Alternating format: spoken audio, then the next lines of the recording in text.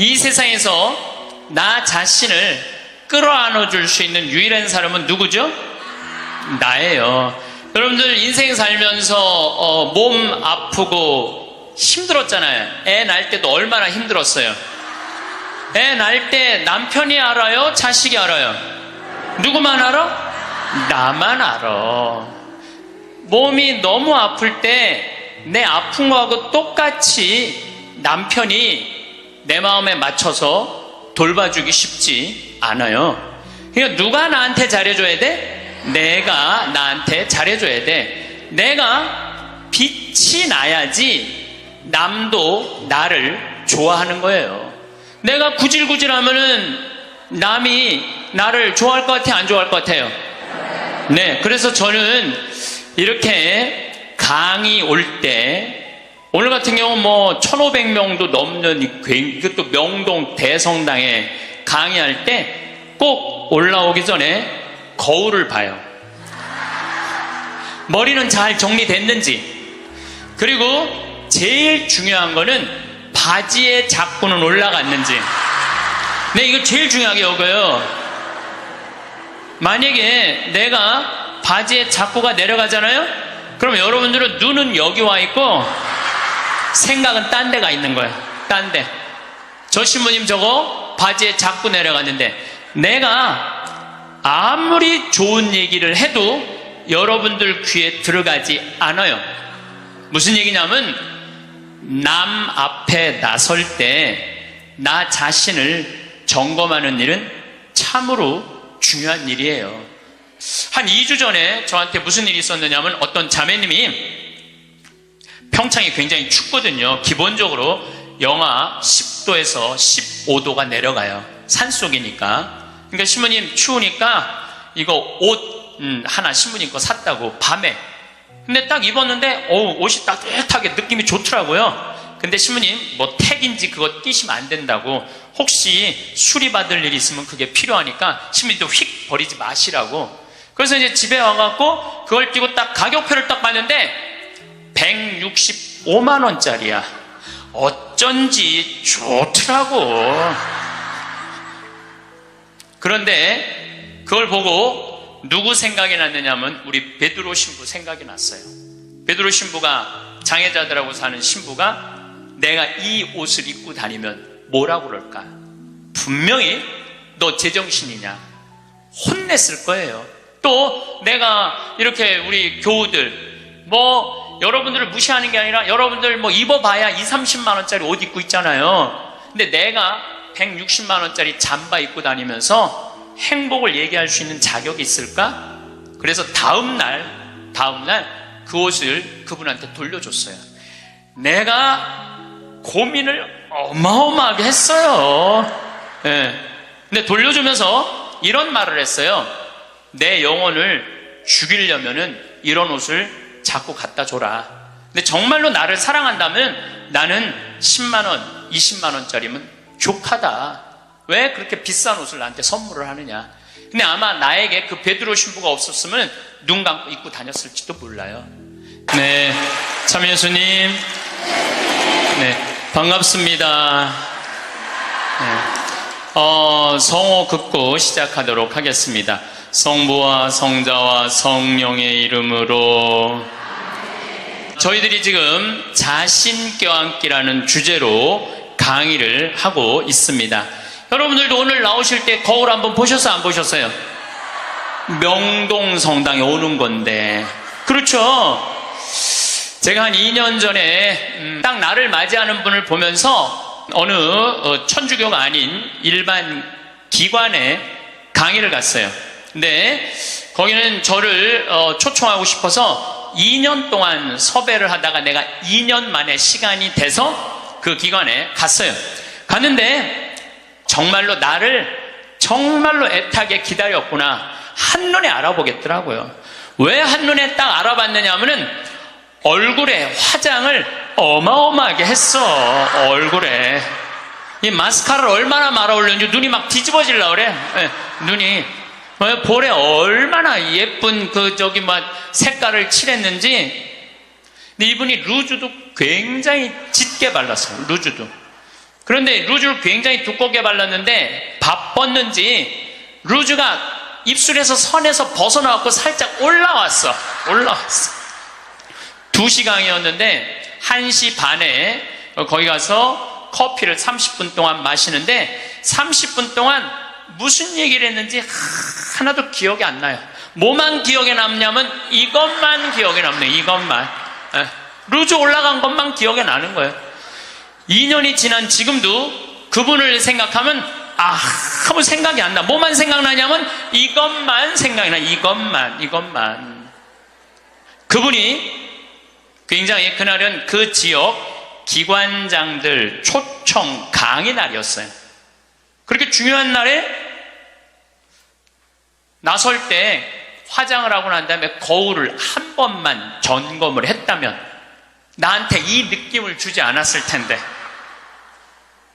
근데 더 슬픈 건 뭐였느냐 하면 그 사무실에 직원이 8명이 있었어요. 8명이 있었는데 아침부터 그걸 봤을 거예요. 근데 아무도 얘기해 주지 않은 거예요. 선생님, 지금 루즈가 선에 벗어났어요. 입술에서. 그러니까 화장실에 가서 화장 좀 고치세요 라고 말을 해줬다면 이분은 그 창피를 당하지 않았을 거예요. 우리는 인생을 살아가면서 내가 내 자신을 점검하는 일도 중요하지만 내가 나를 점검할 수 없다면 누가 나를 점검해 줘야 되냐면 친구가 나를 점검해 줘야 돼요. 그래서 여러분들 인생에는요 친구가 참으로 중요해요. 친구, 나를 점검해 줄 수 있는 친구. 내가 지금 제대로 살고 있나? 제대로 살고 있지 않는가? 옆에서 혼내주고 충고해줄 친구가 필요하다는 거예요. 저는 신부로 살면서 뭐 좋은 신부들이 많죠. 내 멘토가 3명이 있어요. 첫 번째 멘토 신부는 나보다 3살 나이가 많은 신부예요. 이분은 우리 수원 교구에 사회복지를 꽤 오래 하신 분이에요. 항상 장애자들하고 사시는 분이에요. 근데 이분하고 얘기를 하면은 굉장히 영성적이에요. 정말로 신비가들, 영성가들 이야기를 이렇게 해줄 때 이 신부님을 만나서 하룻밤 자면서 얘기를 하면은 하루 피정하는 기분이에요. 근데 하루는 평창 우리 생태마을에 하룻밤 저하고 이야기를 나누려고 오셨어요. 근데 갑자기 내 옷장을 딱 열어보시더니 제가 강의를 많이 하니까 양복이 많잖아요. 또 내가 한 번은 이렇게 양복이 이렇게 긴 거 이렇게 입고 방송에 나갔더니 할머니들이 신부님 저 긴 양복 입는다고 양복을 맞춰서 보내준 양복도 많아. 평창까지. 그러니까 양복이 한 10몇 벌이 있었어요. 근데 그 신부님이 이런 이야기를 저한테 하시더라고요. 황 신부, 아무리 강의하는 신부지만 양복이 너무 많은 거 아니야? 예수님은 한 벌만 입고 다니라고 그랬는데 근데 실질적으로 그분은 양복이 2벌밖에 없으세요. 내가 그때 얼마나 창피했는지 몰랐어요. 얼마나 내 자신이 부끄러웠는지 몰라요. 그래서 그 양복 다 정리해갖고 여기 주고 저기 주고 양복을 줄였어요. 그러니까 무슨 얘기냐면은 나를 혼내줄 수 있는 신부가 중요한 거예요. 한 2주 전에 저한테 무슨 일이 있었느냐면 어떤 자매님이 평창이 굉장히 춥거든요. 기본적으로 영하 10도에서 15도가 내려가요. 산속이니까. 그러니까 신부님 추우니까 이거 옷 하나 신부님 거 샀다고 밤에. 근데 딱 입었는데 옷이 따뜻하게 느낌이 좋더라고요. 근데 신부님 뭐 택인지 그거 끼시면 안 된다고 혹시 수리받을 일이 있으면 그게 필요하니까 신부님도 휙 버리지 마시라고. 그래서 이제 집에 와갖고 그걸 끼고 딱 가격표를 딱 봤는데 165만 원짜리야. 어쩐지 좋더라고. 그런데 그걸 보고 누구 생각이 났느냐면 우리 베드로 신부 생각이 났어요. 베드로 신부가 장애자들하고 사는 신부가 내가 이 옷을 입고 다니면 뭐라고 그럴까? 분명히 너 제정신이냐? 혼냈을 거예요. 또 내가 이렇게 우리 교우들 뭐 여러분들을 무시하는 게 아니라 여러분들 뭐 입어봐야 20, 30만 원짜리 옷 입고 있잖아요. 근데 내가 160만 원짜리 잠바 입고 다니면서 행복을 얘기할 수 있는 자격이 있을까? 그래서 다음날 그 옷을 그분한테 돌려줬어요. 내가 고민을 어마어마하게 했어요. 예. 근데 돌려주면서 이런 말을 했어요. 내 영혼을 죽이려면은 이런 옷을 자꾸 갖다 줘라. 근데 정말로 나를 사랑한다면 나는 10만 원, 20만 원짜리면 족하다. 왜 그렇게 비싼 옷을 나한테 선물을 하느냐. 근데 아마 나에게 그 베드로 신부가 없었으면 눈 감고 입고 다녔을지도 몰라요. 나를 혼내줄 수 있는 신부. 그게 멘토라는 거예요. 두 번째 신부는 굉장히 철학적인 신부예요. 이 신부님은 나보다 4살인가 나는 사실은 나이 많은 거 별로 안 따져요. 뭐 120년 동안 살면서 뭐 3살, 4살 그거 따져. 네가 형이냐 내가 동생이냐. 근데 4살 정도 많은 형인데 이 형은 굉장히 철학적인 신부님이에요. 굉장히 철학적인 신부예요. 그래서 이렇게 대화를 해보면은 하룻밤을 이렇게 지내면서 대화를 하면은 너무너무 철학적으로 나한테 도움을 많이 줘요. 내 멘토 신부죠. 또 한 신부는 나보다 7살 많은 형인데 이 신부님은 아무 생각이 없는 신부예요. 아무 생각이 없는 신부예요. 근데 이 신부님은 아침부터 저녁까지 같이 있어도 지겹지 않아요. 아침부터 저녁까지 같이 있으면 너무 재밌어요. 그리고 이 신부님은 내가 이렇게 밥을 먹고 이렇게 있다 보면 이게 김이 묻어요. 이 신부님은요 떼어줘요. 여기 있는 김 떼어줘요. 여러분들도 본당 신부님하고 이렇게 자매님들하고 밥 먹는데 먹다 김 딱 묻잖아요. 근데 그거 떼어주기 쉽지 않아요. 또 본당 신부님 앞에 김 묻은지도 모르고 하하하하 거리고 그냥 막 웃어도 끝까지 안 떼어줘요. 근데 그분은 내 입술에 김이 묻으면 떼어줘요. 얼마 전에는 이렇게 코를 풀었는데 내가 코딱지가 이렇게 묻었나 봐. 코딱지가 묻었는데 진짜로 황신부 코딱지 묻었네. 그리고 떼어주더라고요. 그 형님은 나한테 한 형은 영성적인 멘토, 한 형은 철학적인 멘토, 한 형은 그냥 삶의 멘토예요. 이 신부님이 아무 생각이 없다고 그래서 아무 생각 없이 사신 신부님 아니에요. 새벽 4시에 일어나고 성서 쓰시고 5시만 되면은 할머니들 미사 일찍 오는 할머니들 마중한다고 묵주기도 1시간 동안 성당 마당에서 하는 신부님이에요. 사랑이 굉장히 많은 신부님이죠.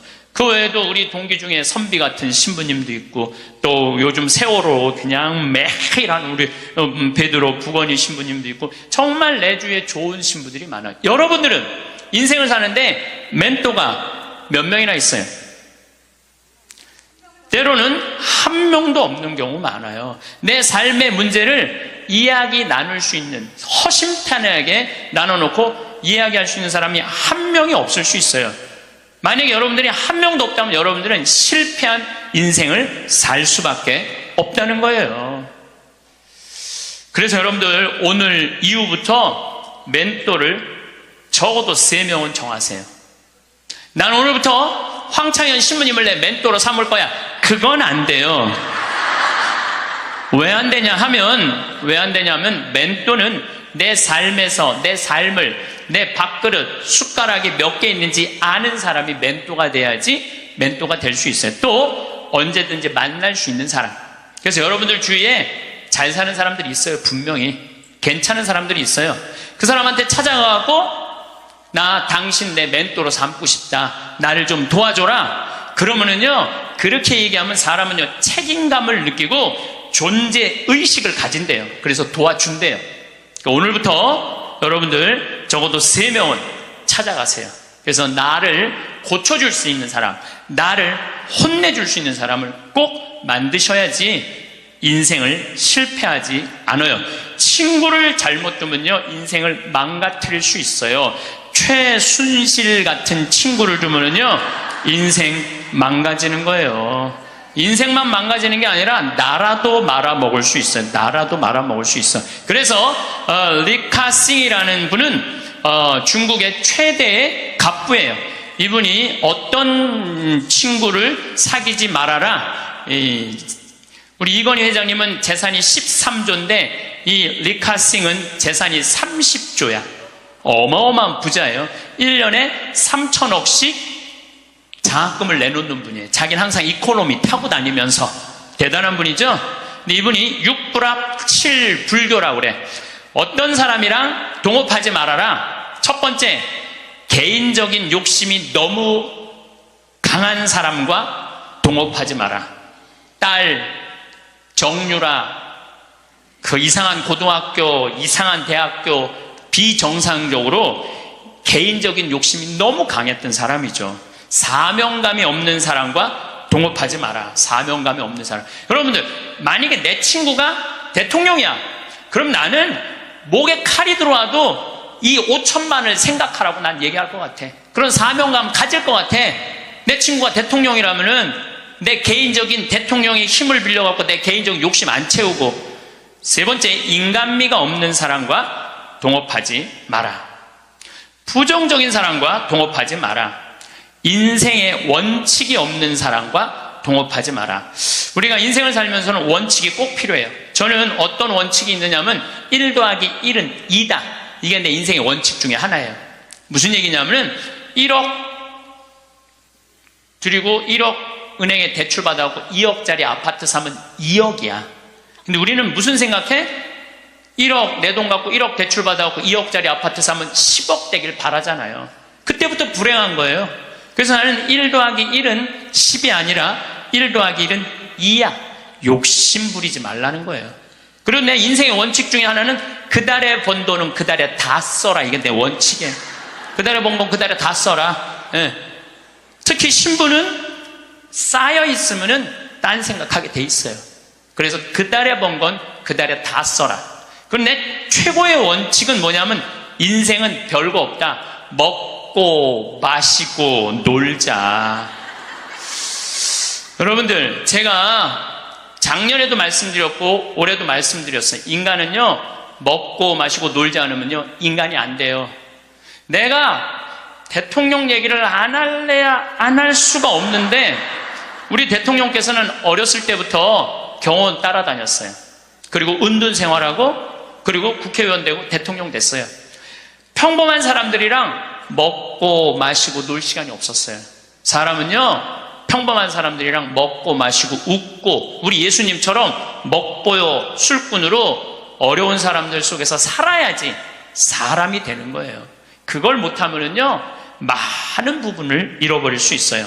그리고 감사할 줄 모르는 사람과 동업하지 마라. 그리고 7. 불교, 불효하는 놈과 사귀지 마라. 사람에게 각박하게 구는 사람과 사귀지 마라. 시시콜콜 따지는 사람과 사귀지 마라. 받기만 하고 주지 않는 사람과는 사귀지 마라. 이게 내 원칙 중에 하나예요. 받기만 하고 주지 않는 사람과는 사귀지 마라. 저는 참 많이 받아요. 정말 많이 받는 사람 중에 하나예요.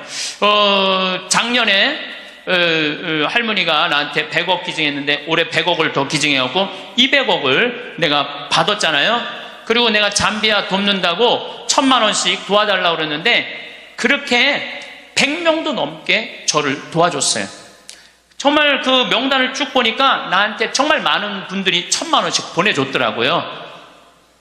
이번에 내가 가을에 내 배추 심고 고추 심고 무 심어갖고 김장해갖고 농약 하나도 안 친 거, 그래갖고 다 보내줬어. 그분들 싹 다 보내줬어. 싹 다 보내줬는데 내가 그랬잖아요.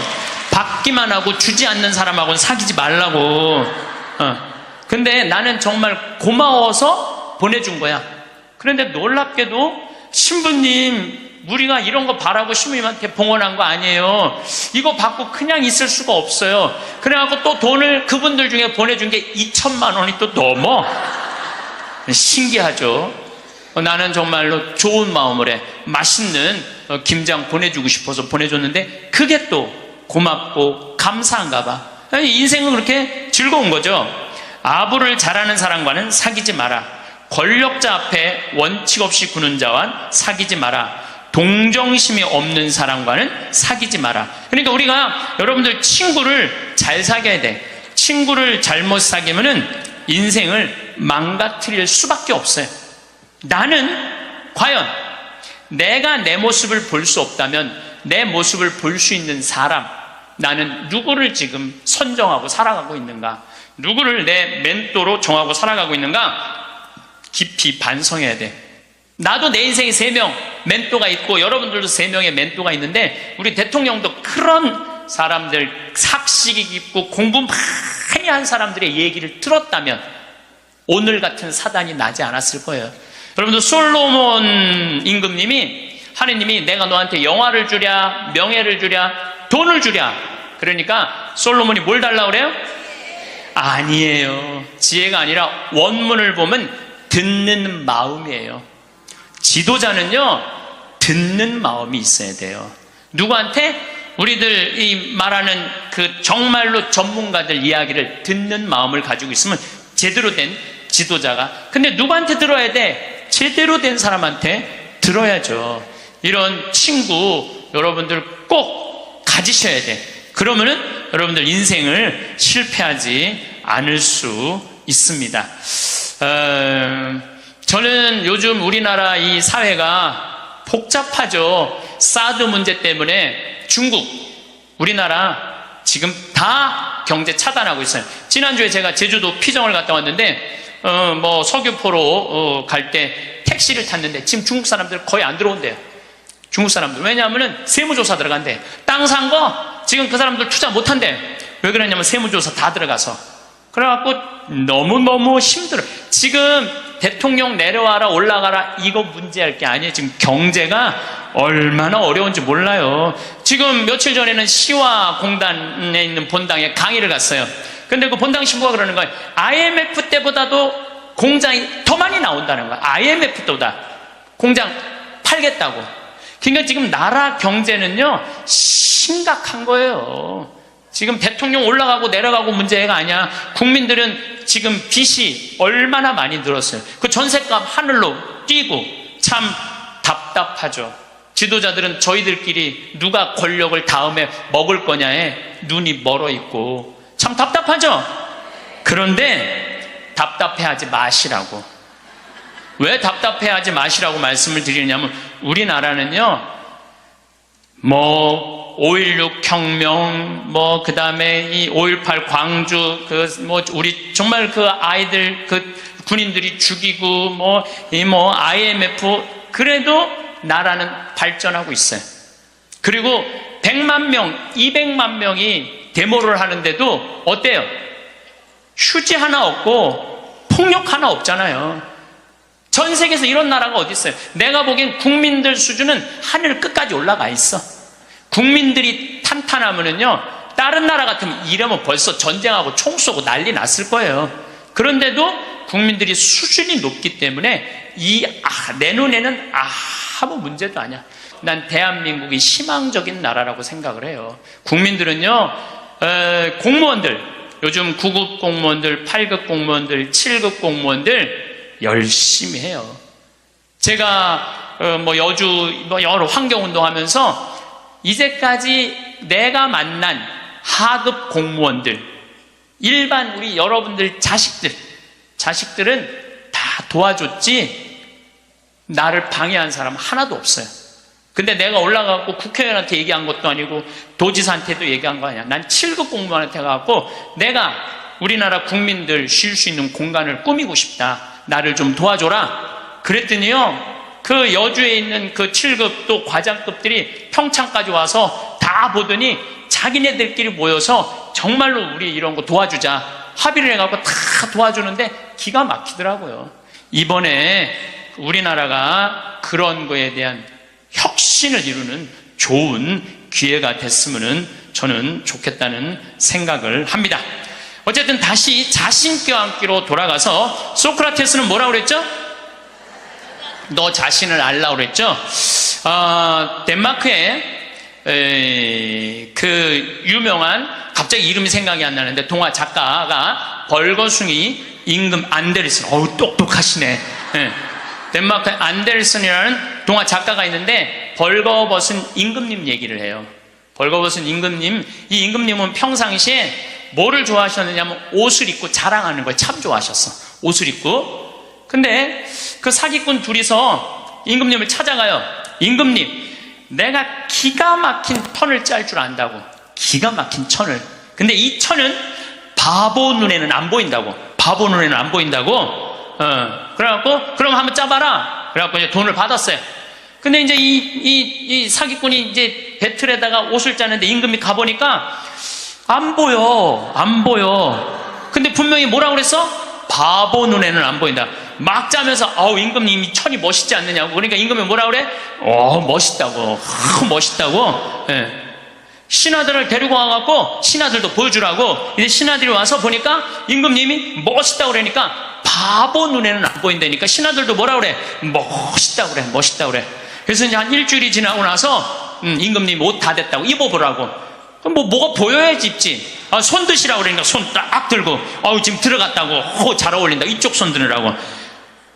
이걸 또 멋있다고 퍼레이드를 하시라고. 그래갖고 임금님이 벌거벗고 퍼레이드를 하네. 온 국민들이 야 우리 임금님 멋있다고. 왜? 바보 눈에는 안 보이니까. 근데 한 꼬마가 임금님 빨개 벗었네? 그렇게 얘기를 한 거예요. 그러면은 자기도 빨개 벗은 거 알아. 신하들도 빨개 벗은 거 알아. 그런데 놀라운 거는 그 퍼레이드를 멈춰야 되는데 여러분들 거기까지만 들었죠? 그 다음 얘기가 기가 막혀요. 끝까지 빨개 벗고 퍼레이드를 했다는 거예요. 누구 말을 무시한 거야? 그 꼬마 말을 무시한 거예요. 우리는요, 내가 지금 대통령 얘기하는 거 아니에요, 여러분들. 대통령 얘기하는 게 아니라 내 자신이 빨개 벗고 있는데 나 자신이 누군지 모르고 살아가는 사람들 너무 많아요. 나 자신이 누군지 모르는 사람, 자신의 단점이 뭔지 모르고 자기의 추한 모습이 뭔지 모르고 살아가는 사람 많아요. 반대로 뒤집어서 어떤 것도 있느냐 하면, 뒤집어서 어떤 게 있느냐 하면은 내 안에 들어있는 보물을 발견하지 못하고 살아가는 사람도 많아요. 여러분들 안에는 보물이 꽉 차 있어요. 여러분들 안에는. 그런데 나 같은 게 나는 지극히 평범한 인간이고 능력 없는 인간인데, 그리고 묻어버리고 그냥 죽어버리는 사람들도 많다는 거예요. 그래서 우리 인간은 인생을 살아가는데 아주 중요한 작업 중에 하나가 자기 자신을 아는 일이에요. 내가 가장 무서운 말 중에 하나가 그거예요. 딱 보면 알아. 뭘 딱 보면 알아요. 여러분들 딱 보면 알았어? 우리가 얼마나 잘못 판단하고 사는지 몰라요. 예수님은 뭐라고 그러셨어요? 예수님은 이렇게 말씀하십니다. 마태복음 7장에 보면 남의 눈에 있는 티끌끈을 생각하지 말고 네 눈에 있는 들보 꺼내라고. 누구를 들여다보라는 거야? 자신을 들여다보라는 거예요. 그래서 내 자신이 누구냐? 이거 꼭 물어보셔야 돼요. 내 자신이 누구냐? Who am I? 내가 정말로 영어 오래간만에 한번 쓰는데 Who am I? 나는 누구이냐?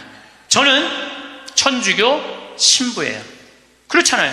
난 천주교 신부예요. 천주교 신부고, 과연 내가 교우들한테 뭐를 전해주는 사람이냐? 하늘나라의 기쁜 소식, 군 뉴스를 전해주는 사람이에요. 그러니까 나는 어떻게 살아야 돼? 내가 하늘나라의 복음, 기쁨을 알아. 그러니까 나를 통해서 교우들은 뭐를 느껴야 돼? 기쁨을 느껴야 돼. 근데 내가 맨날 인상 쓰고 나는 너무 사는 게 힘들어, 사는 게 지겨워 죽겠어, 이놈의 사제복 너무 무거워, 이러면 여러분들 나를 보고 기쁨을 느끼겠어요? 못 느끼죠.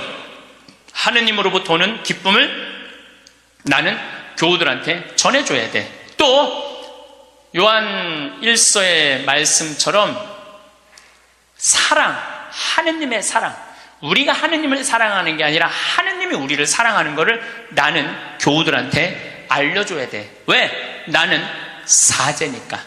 나는 사제니까 내가 누구냐를 물어봤을 때 교우들은 날 통해서 위로를 받아야 돼요. 누가 전해주는 위로? 예수님이 전해주는 위로를 받아야 돼. 기쁨을 받아야 돼. 요즘은 이제 4년 전부터 제가 잠비아를 이렇게 다니고 있는데 전 참 행복해요. 왜 행복했냐면 한국은 뭐라고 해도 먹고 살만한 나라예요. 지금 뭐 어쩌고 저쩌고 해도 경제 세계 12위야. 국민소득 28,000달러야. 여러분들 지금 옷 입고 있는 거 보면은 다 기가 막힌 거 입고 앉아 있어요, 지금. 예. 한국은 문제 없어요. 근데 잠비아를 다녀보니까 대부분 다 맨발로 다녀요. 대부분 다 맨발로 다녀. 그런데 이번에 잠비아를 갔을 때 그 병원을 운영하는 마들렌이라는 수녀님이 나한테 면담을 청하더라고요. 신부님이 지금 잠비아에 농업대학, 신학교 이런 거 짓는 거 좋습니다. 그런데 잠비아에는 어떤 아이들이 많으냐면 에이즈 걸린 아이들이 많다는 거예요. 에이즈가 걸린 아이들. 근데 어떤 아이들이 에이즈에 걸리느냐면은 엄마가 엄마가 있대. 정신지체아 엄마가 있으면 동네에서 이놈도 건드리고 저놈도 건드리는 거야. 이놈도 건드리고 저놈도 건드리니까 그러니까 이놈도 건드리고 저놈도 건드리니까 에이즈가 걸리는 거죠. 에이즈가 걸려서 애가 생기면은 얘도 대부분이 에이즈에 걸려서 나온다는 거야. 근데 정신이 좀 모자라는 엄마니까 아무도 안 돌본다는 거예요. 그러면 이 여자도 버림받고 아이도 버림받아갖고 가장 기본적인 생활도 못하는 아이들이 참 많다는 거예요. 수녀님이 눈물을 흘리면서 신부님, 우리들 에이즈 어린아이들 집 줘주면 안 되겠느냐고 30명 정도 되는 아이들 머무를 수 있는 집을 줘달라는 거예요. 근데 제가 한 대 머리를 맞았어요. 왜냐하면 나는 어마어마한 큰 도시의 큰 대학 건물을 생각했지 에이즈 아이들 집을 줘준다는 생각은 하나도 안 했어요. 저는 혼자서 정말로 예수님한테 죄송했어요. 그리고 그 수녀님의 눈물을 보면서 가슴이 참 아팠어요. 그래서 수녀님한테 약속했어요. 내가 주겠다고. 내가 또 마음이 약해요. 그래갖고 이제 담도 다 치고 이제 바닥 공구리도 다 치고 이제 올라가기 시작을 했어요. 그 사진이 오는데 기분이 너무너무 좋더라고요. 그러니까 내가 누구냐라는 질문을 하기 시작하니까 내가 어떻게 살아야 되는 답이 나오는 거야.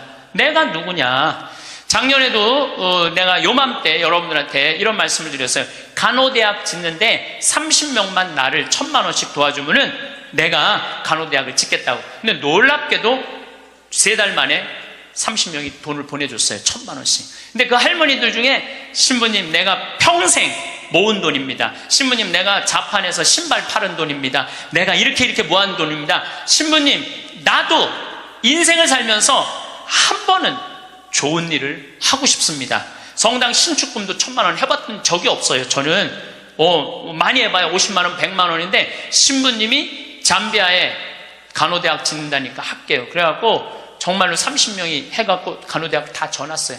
저는 중학교 1학년 때 세례를 받았어요. 그러면은 세례 받기 전에 저는 어땠느냐. 저는 초등학교 때 그 흔한 반장, 부반장 해봤던 적이 없어요. 우리는 초등학교 때 한 반에 70명이었기 때문에 줄반장도 굉장히 중요한 자리였어요. 근데 줄반장도 해봤던 적이 없어요. 저는 우등상도 타봤던 적이 없는 아이예요. 그야말로 볼품 없는 아이였어요. 성격은 어땠느냐. 우리가 4형제였는데 우리 집에 제가 막내였어. 막내니까 성격이 까칠했어요. 나 하고 싶은 대로 다 했어요.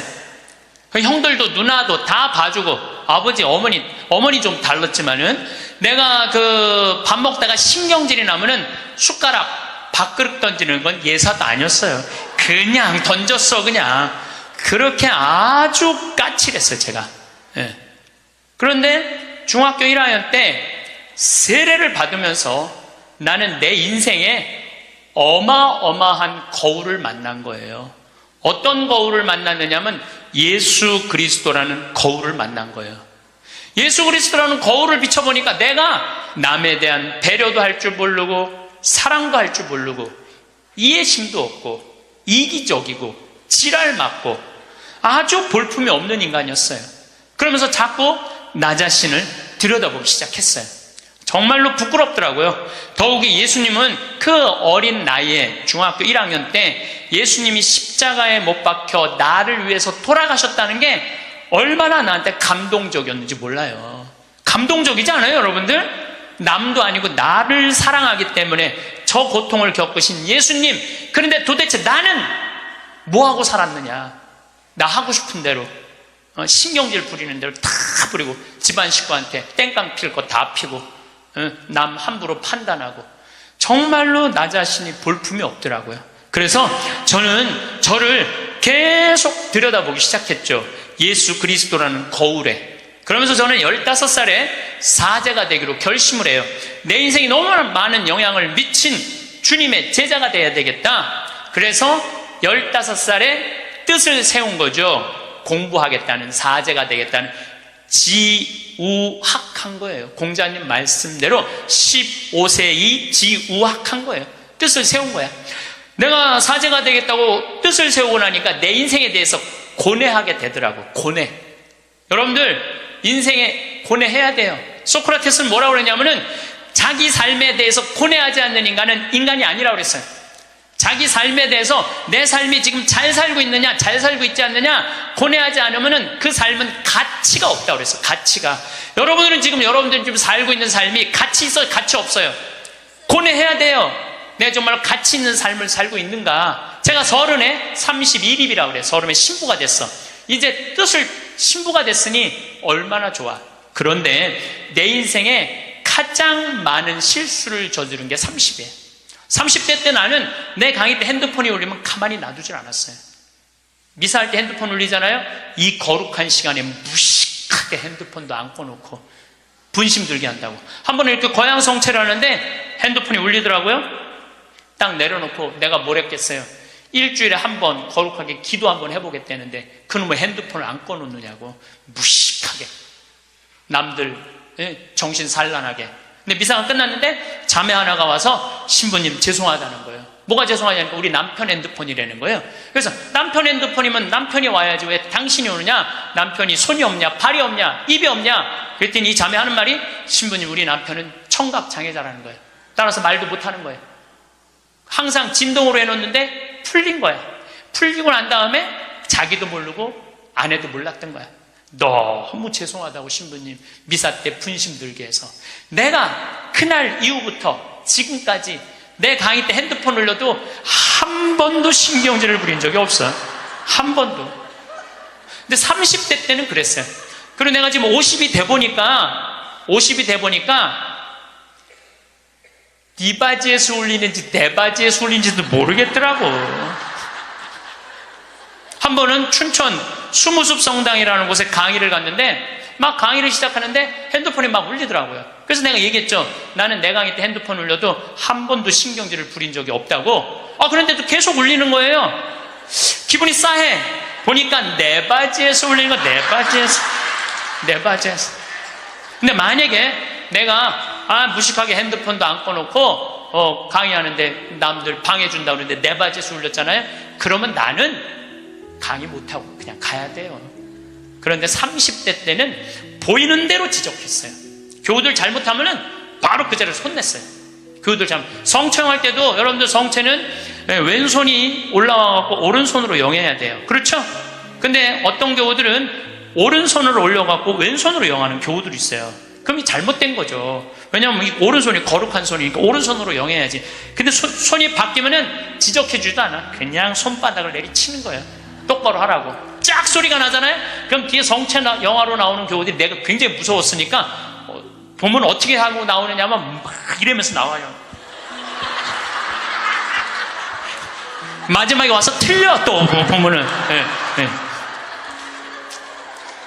30대 때는 정말 그랬어요. 30대 때는. 근데 40대 때는 생각을 해보니까 주부들이 손목 관절염 있는 주부들이 있어. 그러니까 이게 안 돌아가는 거야. 안 돌아. 그러니까 반대로 하는 거예요. 근데 30대 때는 그런 걸 몰랐어요. 그냥 원칙대로 하는 거예요. 원칙대로. 그냥 손바닥을 내리치고 그 짓을 했죠. 참, 나는 30대 내 인생을 지워버리고 싶어. 그래서 40이 되면서는 뭐 이제는 왼손으로 올리든 오른손으로 올리든 상관하지 않아. 왼손으로 올리면 왼손에 영예드리고 오른손으로 영예드려. 근데 어떤 경우들은 헷갈리니까 그냥 이렇게 나오는 경우들도 있어. 그럼 내가 어떻게 하는 줄 알아? 그냥 정가운데다 영예드려. 정가운데다. 예, 정가운데다. 30대 때는 주교님 욕도 가장 많이 한 게 내 30대 주교님 욕도. 뭐 왜 성당을 분가를 하냐, 교회 정신에 어긋났다 막. 그리고 30대에 내가 처음 본당 신부로 갔는데 교우가 4,000명이에요. 4,000명. 근데 사실은 신학교에서 공부했지 사회 경험이 뭐가 있어요. 근데 이 교우들은 막 교수들도 있고 박사들도 있고 무슨 국회의원도 있고 군수도 있고. 근데 이게 내가 모르는 척하고 잘 모르는 거 하면 내가 눌리잖아요.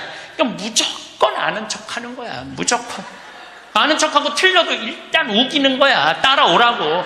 30대 때는 정말 그랬어. 30대 때는 참 내가 보기엔 참 한심한 시간을 보냈죠. 30대 때 가장 후회되는 게 사람을 만날 때 목적으로 만났어요.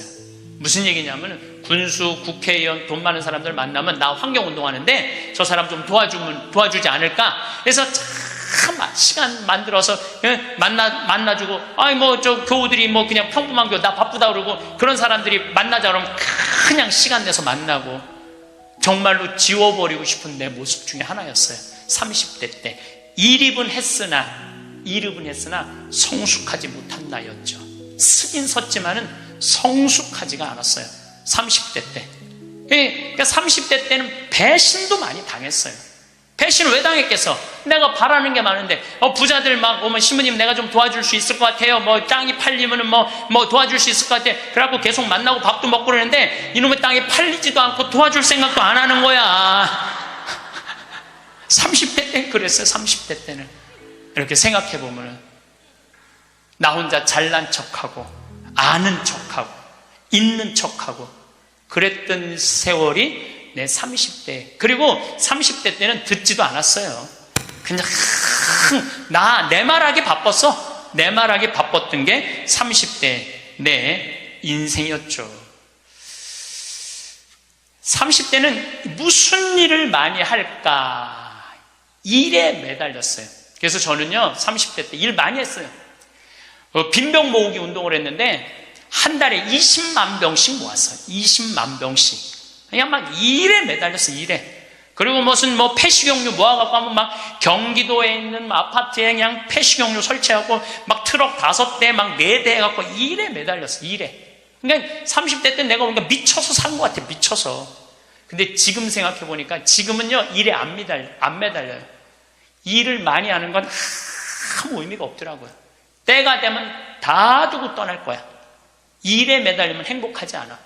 뭐가 행복하냐면 그냥 행복하면 돼. 오늘 행복하면 돼. 오늘. 그럼 일은 중요한 게 아니야. 오늘 행복해갖고 일이 되면 좋은 거고 안 되면 말고. 근데 30대 때는 일 때문에 오늘의 행복을 내가 포기한 시기가 30대예요. 40이 되면서 내가 불혹의 나이가 돼. 40이 불혹이라고 그래요. 불혹. 이 불혹이라는 게 무슨 뜻이냐면 유혹이 없는 나이야. 흔들림이 없는 나이야. 의심이 없는 나이야. 40이 딱 되고 보니까 주교님들이 이해가 되더라고요. 주교님들이 우리 수원교구 신부가 500명인데 그 중에 잘 사는 신부들도 있지만 사고 치는 신부들이 얼마나 많아요. 여자 문제, 돈 문제, 교우들하고 싸우는 문제, 정말 복잡하겠더라고요. 그 500명의 신부들을 관리하려고 그러니 주교님들이 얼마나 머리가 아파요. 이해가 되더라고요, 주교님이. 그래서 내가 40살 이후에 그런 주교직이 얼마나 어려운 걸 이해하고부터는 주교님을 욕한 적이 한 번도 없어. 이날 이때까지. 이해가 되니까.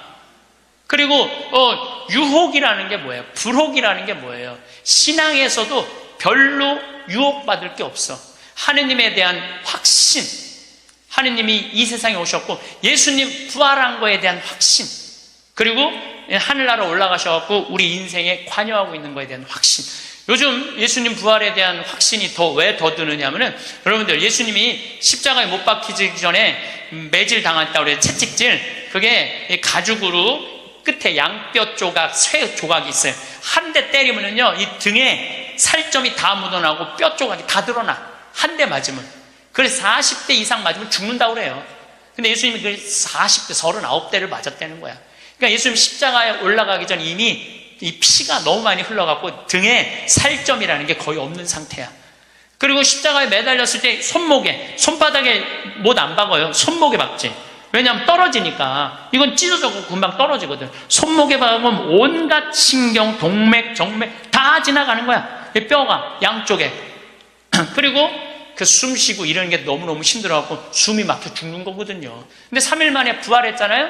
3일 만에 부활을 했다고 3일 있다가 이제 계속 뭐 마리아 막달레나한테도 나타나고 베드로하고 요한한테도 나타나고 막 그러잖아요. 내가 보기에는 그 정도 맞았으면 3일 후에 부활하고 난 다음에 1년은 누워 있어야 돼. 그렇지 않아요? 1년은 내가 보기엔 누워 어딜 돌아다녀. 근데 막 갈릴레아도 갔다가 막 여기도 갔다가 무슨 엠마오도 막 그러잖아요. 확실히 우리가 생각하는 거와 다른 모습으로 부활하신 거예요. 우리가 생각하는 거 완전히 다른 모습으로 부활하셔서 제자들한테 11번 나타나시거든요. 그러니까 나는 그런 미혹되는 게 없는 나이가 40이 돼서 참 좋더라고요. 40이 돼서 너무 좋았던 것 중에 하나가 돈에 대한 유혹이 없는 거야. 30대 때는 돈 많은 사람만 만나고 막 그랬는데 이제는 40이 되면서부터 다 소용없더라고 보니까. 돈 많은 사람 폰만 썼지 안 도와줘요. 진짜 소중한 분들은 누구냐면 바로 여기 계신 여러분들. 정말로 우리 생태마을에 후원하는 분들이 10,000명이거든요. 그분들 3,000원, 5,000원이야. 근데 그분들이 20년 동안 나를 후원해줬는데 100억이 넘더라고. 그 후원도. 그분들이 나한테는 보물이라는 생각이 40대 들어서 생각이 나는 거야. 그러니까 지금은 부자가 오든 가난한 사람이 오든 폼을 쓰는 사람이 오든 폼을 안 쓰는 사람이 오든 아무 상관이 없어. 불혹이죠. 유혹받지 않는 거예요. 의심 가는 것도 없고 유혹받지 않는 거. 그러니까 마음 안에 미운 사람이 없으니까 뭐가 있냐면 평화가 있더라고. 평화. 근데 문제는 미운 놈은 하나도 없는데 마음에 안 드는 놈들은 너무 많아. 이 마음에 안 드는 놈이 너무 많은 거는 다음 시간에 이야기하도록 하겠습니다. 영광이 성부와 성자와 성령께, 성부와 성자와 성령의 이름으로 아멘. 네, 감사합니다.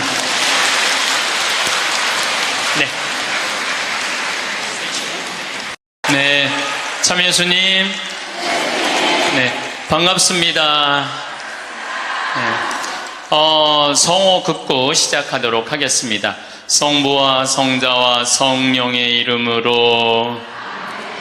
저희들이 지금 자신 껴안기라는 주제로 강의를 하고 있습니다. 여러분들도 오늘 나오실 때 거울 한번 보셨어요? 안 보셨어요? 명동성당에 오는 건데. 그렇죠? 제가 한 2년 전에 딱 나를 맞이하는 분을 보면서 어느 천주교가 아닌 일반 기관에 강의를 갔어요. 근데 거기는 저를 초청하고 싶어서 2년 동안 섭외를 하다가 내가 2년 만에 시간이 돼서 그 기관에 갔어요. 갔는데 정말로 나를 정말로 애타게 기다렸구나. 한눈에 알아보겠더라고요. 왜 한눈에 딱 알아봤느냐 하면은 얼굴에 화장을 어마어마하게 했어. 얼굴에 이 마스카라를 얼마나 말아 올렸는지 눈이 막 뒤집어지려고 그래. 네, 눈이 볼에 얼마나 예쁜 색깔을 칠했는지. 근데 이분이 루즈도 굉장히 짙게 발랐어요. 루즈도. 그런데 루즈를 굉장히 두껍게 발랐는데 바빴는지 루즈가 입술에서 선에서 벗어나갖고 살짝 올라왔어. 2시간이었는데 1시 반에 거기 가서 커피를 30분 동안 마시는데 30분 동안 무슨 얘기를 했는지 하나도 기억이 안 나요. 뭐만 기억에 남냐면 이것만 기억에 남네. 이것만. 루즈 올라간 것만 기억에 나는 거예요. 2년이 지난 지금도 그분을 생각하면 아무 생각이 안 나. 뭐만 생각나냐면 이것만 생각이 나. 이것만. 그분이 굉장히 그날은 그 지역 기관장들 초청 강의 날이었어요. 그렇게 중요한 날에 나설 때 화장을 하고 난 다음에 거울을 한 번만 점검을 했다면 나한테 이 느낌을 주지 않았을 텐데. 근데 더 슬픈 건 뭐였느냐 하면 그 사무실에 직원이 8명이 있었어요. 8명이 있었는데 아침부터 그걸 봤을 거예요. 근데 아무도 얘기해 주지 않은 거예요. 선생님, 지금 루즈가 선에 벗어났어, 입술에서. 그러니까 화장실에 가서 화장 좀 고치세요 라고 말을 해줬다면 이분은 그 창피를 당하지 않았을 거예요.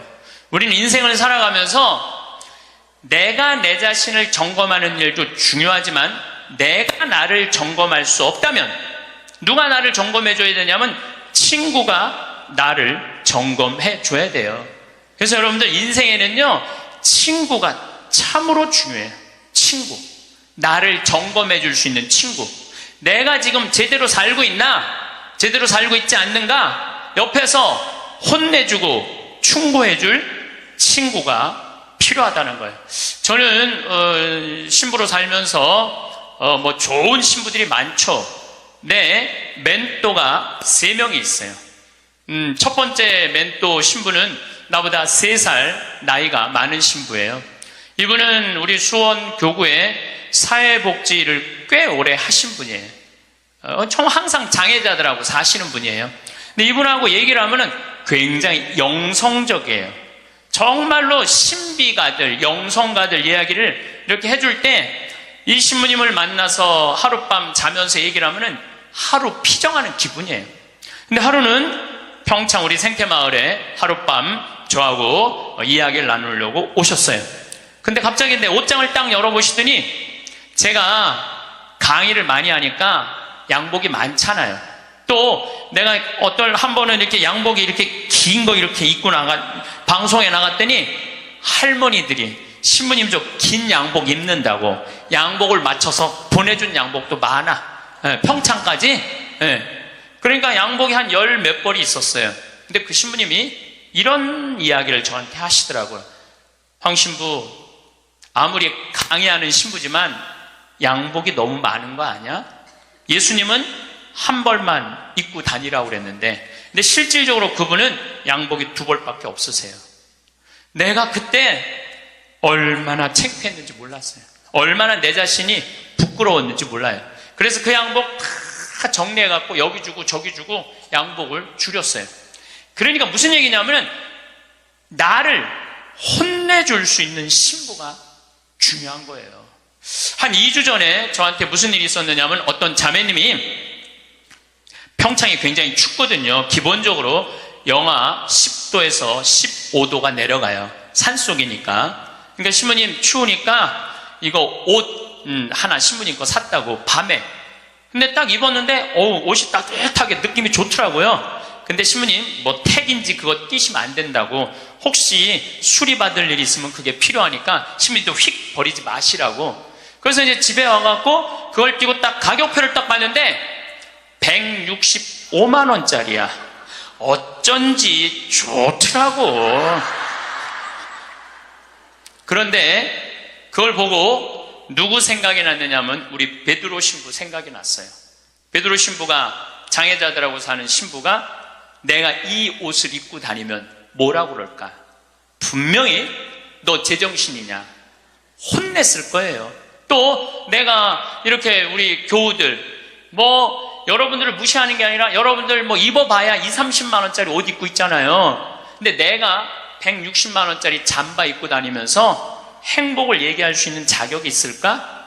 그래서 다음날 그 옷을 그분한테 돌려줬어요. 내가 고민을 어마어마하게 했어요. 근데 돌려주면서 이런 말을 했어요. 내 영혼을 죽이려면은 이런 옷을 자꾸 갖다 줘라. 근데 정말로 나를 사랑한다면 나는 10만 원, 20만 원짜리면 족하다. 왜 그렇게 비싼 옷을 나한테 선물을 하느냐. 근데 아마 나에게 그 베드로 신부가 없었으면 눈 감고 입고 다녔을지도 몰라요. 나를 혼내줄 수 있는 신부. 그게 멘토라는 거예요.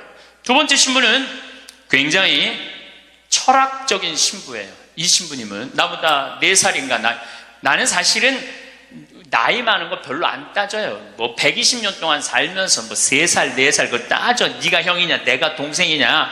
근데 4살 정도 많은 형인데 이 형은 굉장히 철학적인 신부님이에요. 굉장히 철학적인 신부예요.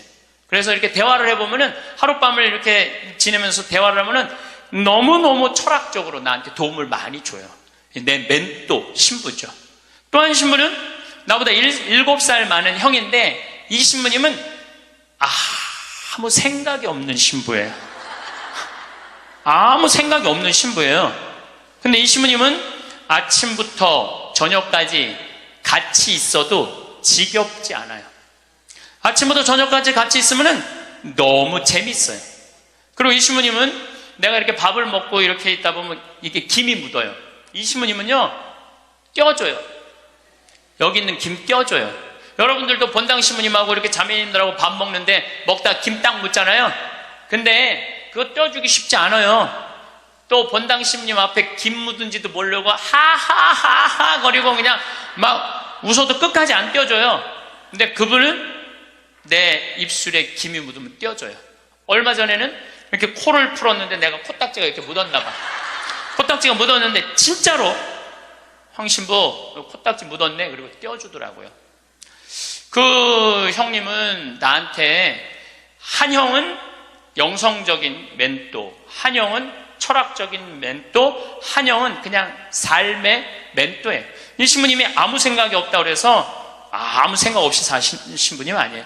새벽 4시에 일어나고 성서 쓰시고 5시만 되면은 할머니들 미사 일찍 오는 할머니들 마중한다고 묵주기도 1시간 동안 성당 마당에서 하는 신부님이에요. 사랑이 굉장히 많은 신부님이죠. 그 외에도 우리 동기 중에 선비 같은 신부님도 있고 또 요즘 세월호 그냥 매일 하는 우리 베드로 부건이 신부님도 있고 정말 내 주위에 좋은 신부들이 많아요. 여러분들은 인생을 사는데 멘토가 몇 명이나 있어요? 때로는 한 명도 없는 경우 많아요. 내 삶의 문제를 이야기 나눌 수 있는 허심탄회하게 나눠놓고 이야기할 수 있는 사람이 한 명이 없을 수 있어요. 만약에 여러분들이 한 명도 없다면 여러분들은 실패한 인생을 살 수밖에 없다는 거예요. 그래서 여러분들 오늘 이후부터 멘토를 적어도 3명은 정하세요. 난 오늘부터 황창현 신부님을 내 멘토로 삼을 거야. 그건 안 돼요. 왜 안 되냐 하면 멘토는 내 삶에서 내 삶을 내 밥그릇 숟가락이 몇 개 있는지 아는 사람이 멘토가 돼야지 멘토가 될 수 있어요. 또 언제든지 만날 수 있는 사람. 그래서 여러분들 주위에 잘 사는 사람들이 있어요. 분명히 괜찮은 사람들이 있어요. 그 사람한테 찾아가고 나 당신 내 멘토로 삼고 싶다. 나를 좀 도와줘라. 그러면은요 그렇게 얘기하면 사람은요 책임감을 느끼고 존재의식을 가진대요. 그래서 도와준대요. 그러니까 오늘부터 여러분들 적어도 3명은 찾아가세요. 그래서 나를 고쳐줄 수 있는 사람, 나를 혼내줄 수 있는 사람을 꼭 만드셔야지 인생을 실패하지 않아요. 친구를 잘못 두면요 인생을 망가뜨릴 수 있어요. 최순실 같은 친구를 두면요 인생 망가지는 거예요. 인생만 망가지는 게 아니라 나라도 말아먹을 수 있어요. 나라도 말아먹을 수 있어. 그래서 리카싱이라는 분은 중국의 최대의 갑부예요. 이분이 어떤 친구를 사귀지 말아라. 우리 이건희 회장님은 재산이 13조인데 이 리카싱은 재산이 30조야. 어마어마한 부자예요. 1년에 3천억씩 장학금을 내놓는 분이에요. 자기는 항상 이코노미 타고 다니면서 대단한 분이죠. 근데 이분이 6불합 7불교라고 그래. 어떤 사람이랑 동업하지 말아라. 첫 번째, 개인적인 욕심이 너무 강한 사람과 동업하지 마라. 딸 정유라 그 이상한 고등학교, 이상한 대학교 비정상적으로 개인적인 욕심이 너무 강했던 사람이죠. 사명감이 없는 사람과 동업하지 마라. 사명감이 없는 사람. 여러분들 만약에 내 친구가 대통령이야.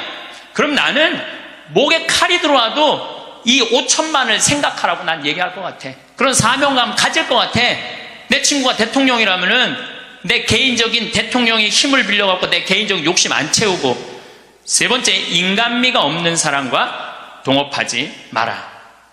부정적인 사람과 동업하지 마라. 인생에 원칙이 없는 사람과 동업하지 마라. 우리가 인생을 살면서는 원칙이 꼭 필요해요. 저는 어떤 원칙이 있느냐면 1 더하기 1은 2다. 이게 내 인생의 원칙 중에 하나예요. 무슨 얘기냐면은 1억 드리고 1억 은행에 대출 받아갖고 2억짜리 아파트 사면 2억이야. 근데 우리는 무슨 생각해? 1억 내 돈 갖고 1억 대출 받아갖고 2억짜리 아파트 사면 10억 되길 바라잖아요. 그때부터 불행한 거예요. 그래서 나는 1 더하기 1은 10이 아니라 1 더하기 1은 2야. 욕심 부리지 말라는 거예요. 그리고 내 인생의 원칙 중에 하나는 그 달에 번 돈은 그 달에 다 써라. 이게 내 원칙이에요. 그 달에 번 돈 그 달에 다 써라. 예. 특히 신부는 쌓여 있으면은 딴 생각하게 돼 있어요. 그래서 그 달에 번 건 그 달에 다 써라. 그럼 내 최고의 원칙은 뭐냐면 인생은 별거 없다. 먹고 마시고 놀자. 여러분들, 제가 작년에도 말씀드렸고 올해도 말씀드렸어요. 인간은요, 먹고 마시고 놀지 않으면요 인간이 안 돼요. 내가 대통령 얘기를 안 할래야 안 할 수가 없는데, 우리 대통령께서는 어렸을 때부터 경호원 따라다녔어요. 그리고 은둔 생활하고, 그리고 국회의원 되고 대통령 됐어요. 평범한 사람들이랑 먹고 마시고 놀 시간이 없었어요. 사람은요, 평범한 사람들이랑 먹고 마시고 웃고, 우리 예수님처럼 먹보요 술꾼으로 어려운 사람들 속에서 살아야지 사람이 되는 거예요. 그걸 못하면은요 많은 부분을 잃어버릴 수 있어요. 그리고 감사할 줄 모르는 사람과 동업하지 마라. 그리고 7. 불교. 불효하는 놈과 사귀지 마라. 사람에게 각박하게 구는 사람과 사귀지 마라. 시시콜콜 따지는 사람과 사귀지 마라. 받기만 하고 주지 않는 사람과는 사귀지 마라. 이게 내 원칙 중에 하나예요. 받기만 하고 주지 않는 사람과는 사귀지 마라. 저는 참 많이 받아요. 정말 많이 받는 사람 중에 하나예요. 작년에 할머니가 나한테 100억 기증했는데 올해 100억을 더 기증해갖고 200억을 내가 받았잖아요. 그리고 내가 잠비아 돕는다고 1000만 원씩 도와달라고 그랬는데 그렇게 100명도 넘게 저를 도와줬어요. 정말 그 명단을 쭉 보니까 나한테 정말 많은 분들이 1000만 원씩 보내줬더라고요. 이번에 내가 가을에 내 배추 심고 고추 심고 무 심어갖고 김장해갖고 농약 하나도 안 친 거, 그래갖고 다 보내줬어. 그분들 싹 다 보내줬어. 싹 다 보내줬는데 내가 그랬잖아요. 받기만 하고 주지 않는 사람하고는 사귀지 말라고. 근데 나는 정말 고마워서 보내준 거야. 그런데 놀랍게도 신부님, 우리가 이런 거 바라고 신부님한테 봉헌한 거 아니에요. 이거 받고 그냥 있을 수가 없어요. 그래갖고 또 돈을 그분들 중에 보내준 게 2천만 원이 또 넘어. 신기하죠. 나는 정말로 좋은 마음으로 맛있는 김장 보내주고 싶어서 보내줬는데 그게 또 고맙고 감사한가 봐. 인생은 그렇게 즐거운 거죠. 아부를 잘하는 사람과는 사귀지 마라. 권력자 앞에 원칙 없이 구는 자와 사귀지 마라. 동정심이 없는 사람과는 사귀지 마라. 그러니까 우리가 여러분들 친구를 잘 사귀어야 돼. 친구를 잘못 사귀면은 인생을 망가뜨릴 수밖에 없어요. 나는 과연 내가 내 모습을 볼 수 없다면 내 모습을 볼 수 있는 사람, 나는 누구를 지금 선정하고 살아가고 있는가? 누구를 내 멘토로 정하고 살아가고 있는가? 깊이 반성해야 돼. 나도 내 인생에 3명 멘토가 있고 여러분들도 3명의 멘토가 있는데, 우리 대통령도 그런 사람들, 삭식이 깊고 공부 많이 한 사람들의 얘기를 들었다면 오늘 같은 사단이 나지 않았을 거예요. 여러분들, 솔로몬 임금님이, 하느님이 내가 너한테 영화를 주랴, 명예를 주랴, 돈을 주랴. 그러니까 솔로몬이 뭘 달라고 그래요? 아니에요. 지혜가 아니라 원문을 보면 듣는 마음이에요. 지도자는요, 듣는 마음이 있어야 돼요. 누구한테? 우리들 이 말하는 그 정말로 전문가들 이야기를 듣는 마음을 가지고 있으면 제대로 된 지도자가. 근데 누구한테 들어야 돼? 제대로 된 사람한테 들어야죠. 이런 친구 여러분들 꼭 가지셔야 돼. 그러면은 여러분들 인생을 실패하지 않을 수 있습니다. 저는 요즘 우리나라 이 사회가 복잡하죠. 사드 문제 때문에 중국, 우리나라 지금 다 경제 차단하고 있어요. 지난주에 제가 제주도 피정을 갔다 왔는데 서귀포로 갈 때 택시를 탔는데 지금 중국 사람들 거의 안 들어온대요. 중국 사람들. 왜냐하면은 세무조사 들어간대. 땅 산 거 지금 그 사람들 투자 못 한대. 왜 그러냐면 세무조사 다 들어가서. 그래갖고 너무너무 힘들어. 지금 대통령 내려와라 올라가라 이거 문제할 게 아니에요. 지금 경제가 얼마나 어려운지 몰라요. 지금 며칠 전에는 시화공단에 있는 본당에 강의를 갔어요. 근데 그 본당 신부가 그러는 거예요. IMF 때보다도 공장이 더 많이 나온다는 거예요. IMF 때보다 공장 팔겠다고. 그러니까 지금 나라 경제는요 심각한 거예요. 지금 대통령 올라가고 내려가고 문제가 아니야. 국민들은 지금 빚이 얼마나 많이 늘었어요. 그 전셋값 하늘로 뛰고 참 답답하죠. 지도자들은 저희들끼리 누가 권력을 다음에 먹을 거냐에 눈이 멀어 있고 참 답답하죠. 그런데 답답해하지 마시라고. 왜 답답해하지 마시라고 말씀을 드리냐면 우리나라는요 5.16 혁명, 그 다음에 이 5.18 광주, 우리 정말 그 아이들, 군인들이 죽이고, IMF, 그래도 나라는 발전하고 있어요. 그리고 100만 명, 200만 명이 데모를 하는데도 어때요? 휴지 하나 없고, 폭력 하나 없잖아요. 전 세계에서 이런 나라가 어디 있어요? 내가 보기엔 국민들 수준은 하늘 끝까지 올라가 있어. 국민들이 탄탄하면은요, 다른 나라 같으면 이러면 벌써 전쟁하고 총 쏘고 난리 났을 거예요. 그런데도 국민들이 수준이 높기 때문에 내 눈에는 아무 문제도 아니야. 난 대한민국이 희망적인 나라라고 생각을 해요. 국민들은요, 공무원들, 요즘 9급 공무원들, 8급 공무원들, 7급 공무원들 열심히 해요.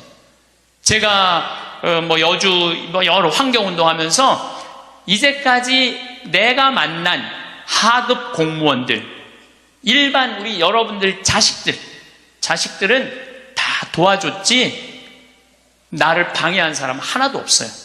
근데 내가 올라가고 국회의원한테 얘기한 것도 아니고 도지사한테도 얘기한 거 아니야. 난 7급 공무원한테 가고 내가 우리나라 국민들 쉴 수 있는 공간을 꾸미고 싶다. 나를 좀 도와줘라. 그랬더니요, 그 여주에 있는 그 7급 또 과장급들이 평창까지 와서 다 보더니 자기네들끼리 모여서 정말로 우리 이런 거 도와주자 합의를 해갖고 다 도와주는데 기가 막히더라고요. 이번에 우리나라가 그런 거에 대한 혁신을 이루는 좋은 기회가 됐으면 저는 좋겠다는 생각을 합니다. 어쨌든 다시 자신 껴안기로 돌아가서 소크라테스는 뭐라고 그랬죠? 너 자신을 알라고 그랬죠? 덴마크에 그 유명한, 갑자기 이름이 생각이 안 나는데 동화 작가가 벌거숭이 임금 안데르슨. 똑똑하시네. 덴마크의 안데르슨이라는 동화 작가가 있는데 벌거벗은 임금님 얘기를 해요. 벌거벗은 임금님. 이 임금님은 평상시에 뭐를 좋아하셨느냐면 옷을 입고 자랑하는 걸 참 좋아하셨어. 옷을 입고. 근데 그 사기꾼 둘이서 임금님을 찾아가요. 임금님, 내가 기가 막힌 편을 짤 줄 안다고. 기가 막힌 천을. 근데 이 천은 바보 눈에는 안 보인다고. 바보 눈에는 안 보인다고.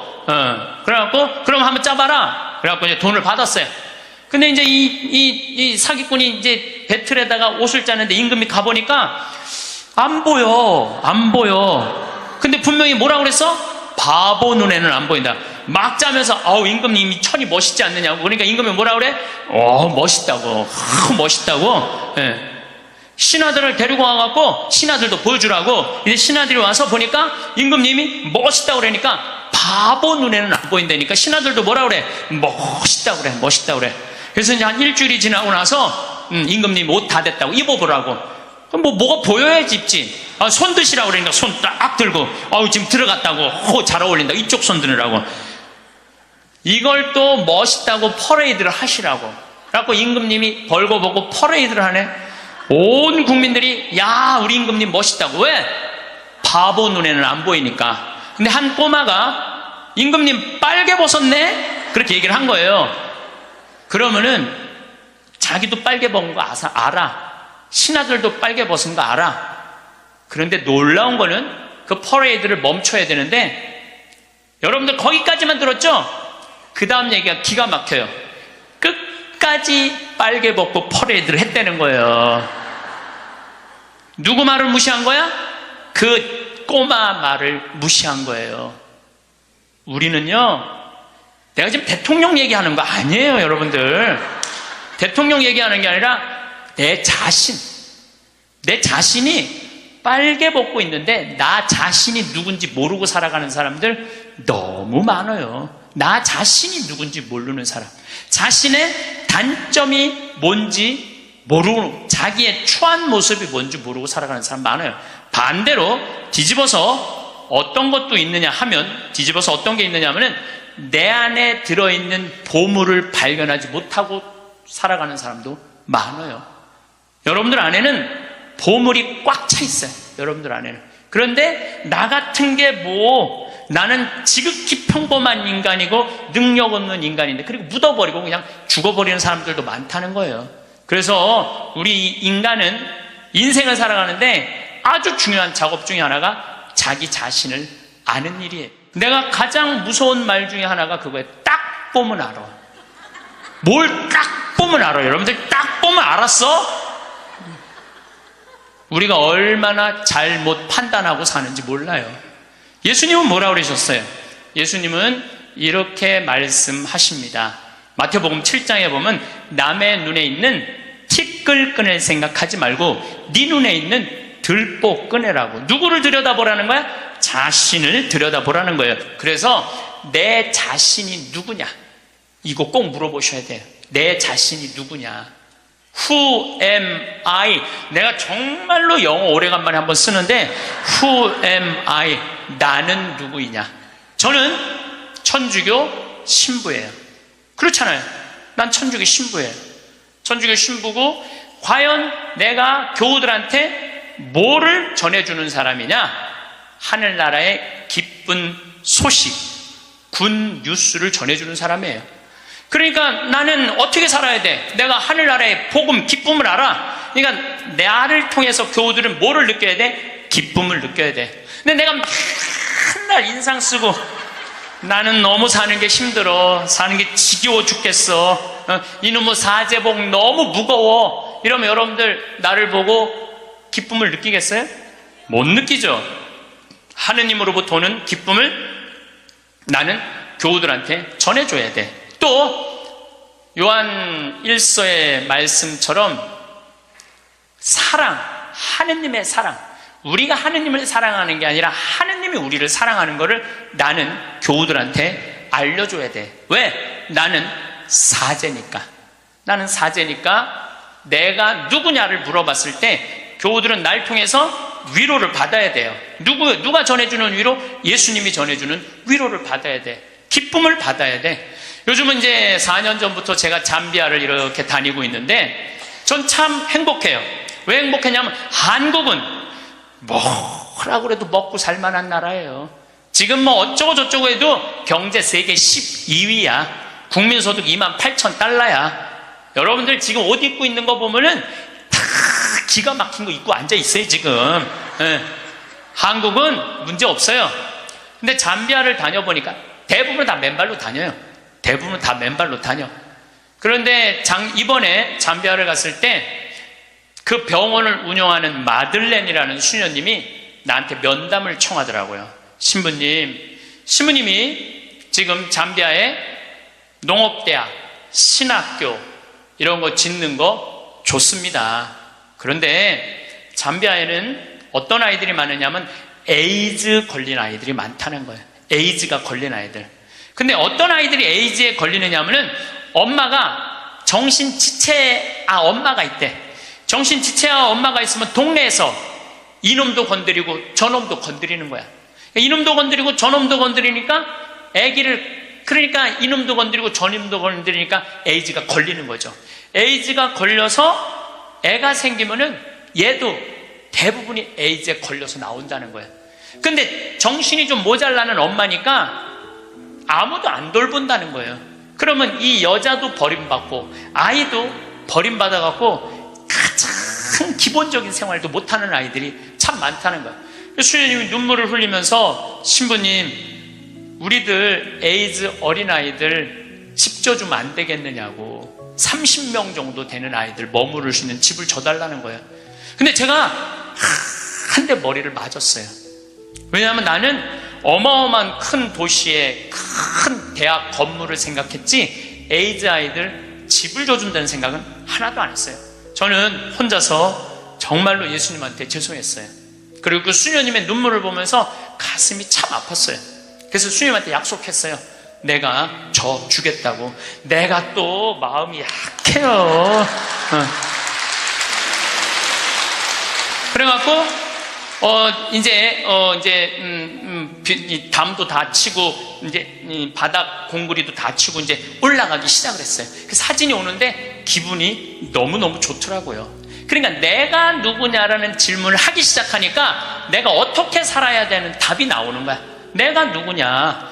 작년에도 내가 요맘때 여러분들한테 이런 말씀을 드렸어요. 간호대학 짓는데 30명만 나를 1,000만 원씩 도와주면은 내가 간호대학을 짓겠다고. 근데 놀랍게도 3달 만에 30명이 돈을 보내줬어요. 1,000만 원씩. 근데 그 할머니들 중에 신부님, 내가 평생 모은 돈입니다. 신부님, 내가 자판에서 신발 팔은 돈입니다. 내가 이렇게 모은 돈입니다. 신부님, 나도 인생을 살면서 한 번은 좋은 일을 하고 싶습니다.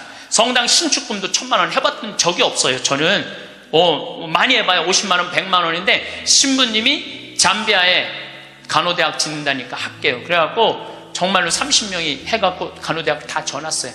저는 중학교 1학년 때 세례를 받았어요.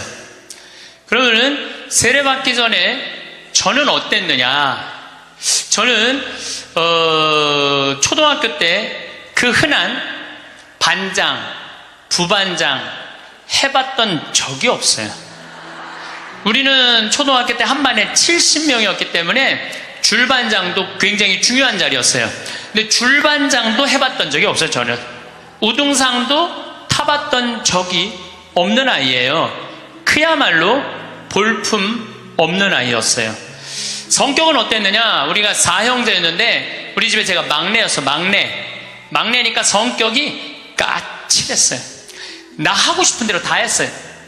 그 형들도 누나도 다 봐주고, 아버지, 어머니 좀 달랐지만은 내가 그 밥 먹다가 신경질이 나면은 숟가락 밥그릇 던지는 건 예사도 아니었어요. 그냥 던졌어. 그냥 그렇게 아주 까칠했어요. 제가. 예. 그런데 중학교 1학년 때 세례를 받으면서 나는 내 인생에 어마어마한 거울을 만난 거예요. 어떤 거울을 만났느냐면 예수 그리스도라는 거울을 만난 거예요. 예수 그리스도라는 거울을 비춰보니까 내가 남에 대한 배려도 할 줄 모르고 사랑도 할 줄 모르고 이해심도 없고 이기적이고 지랄 맞고 아주 볼품이 없는 인간이었어요. 그러면서 자꾸 나 자신을 들여다보기 시작했어요. 정말로 부끄럽더라고요. 더욱이 예수님은 그 어린 나이에 중학교 1학년 때 예수님이 십자가에 못 박혀 나를 위해서 돌아가셨다는 게 얼마나 나한테 감동적이었는지 몰라요. 감동적이지 않아요, 여러분들? 남도 아니고 나를 사랑하기 때문에 저 고통을 겪으신 예수님. 그런데 도대체 나는 뭐하고 살았느냐? 나 하고 싶은 대로 신경질 부리는 대로 다 부리고 집안 식구한테 땡깡 필 거 다 피고 남 함부로 판단하고 정말로 나 자신이 볼품이 없더라고요. 그래서 저는 저를 계속 들여다보기 시작했죠. 예수 그리스도라는 거울에. 그러면서 저는 15살에 사제가 되기로 결심을 해요. 내 인생이 너무나 많은 영향을 미친 주님의 제자가 돼야 되겠다. 그래서 15살에 뜻을 세운 거죠. 공부하겠다는, 사제가 되겠다는, 지우학한 거예요. 공자님 말씀대로 15세이 지우학한 거예요. 뜻을 세운 거야. 내가 사제가 되겠다고 뜻을 세우고 나니까 내 인생에 대해서 고뇌하게 되더라고. 고뇌. 여러분들 인생에 고뇌해야 돼요. 소크라테스는 뭐라고 그러냐면은 자기 삶에 대해서 고뇌하지 않는 인간은 인간이 아니라고 그랬어요. 자기 삶에 대해서 내 삶이 지금 잘 살고 있느냐, 잘 살고 있지 않느냐 고뇌하지 않으면은 그 삶은 가치가 없다고 그랬어요. 가치가. 여러분들은 지금 살고 있는 삶이 가치 있어요, 가치 없어요? 고뇌해야 돼요. 내가 정말 가치 있는 삶을 살고 있는가? 제가 30에 31입이라고 그래요. 30에 신부가 됐어. 이제 뜻을 신부가 됐으니 얼마나 좋아. 그런데 내 인생에 가장 많은 실수를 저지른 게 30이에요. 30대 때 나는 내 강의 때 핸드폰이 울리면 가만히 놔두질 않았어요. 미사할 때 핸드폰 울리잖아요. 이 거룩한 시간에 무식하게 핸드폰도 안 꺼놓고 분심 들게 한다고. 한 번은 이렇게 거양 성체를 하는데 핸드폰이 울리더라고요. 딱 내려놓고 내가 뭘 했겠어요. 일주일에 한 번 거룩하게 기도 한번 해보겠다는데 그놈의 핸드폰을 안 꺼놓느냐고. 무식하게 남들 정신 산란하게. 근데 미사가 끝났는데 자매 하나가 와서 신부님 죄송하다는 거예요. 뭐가 죄송하냐니까 우리 남편 핸드폰이라는 거예요.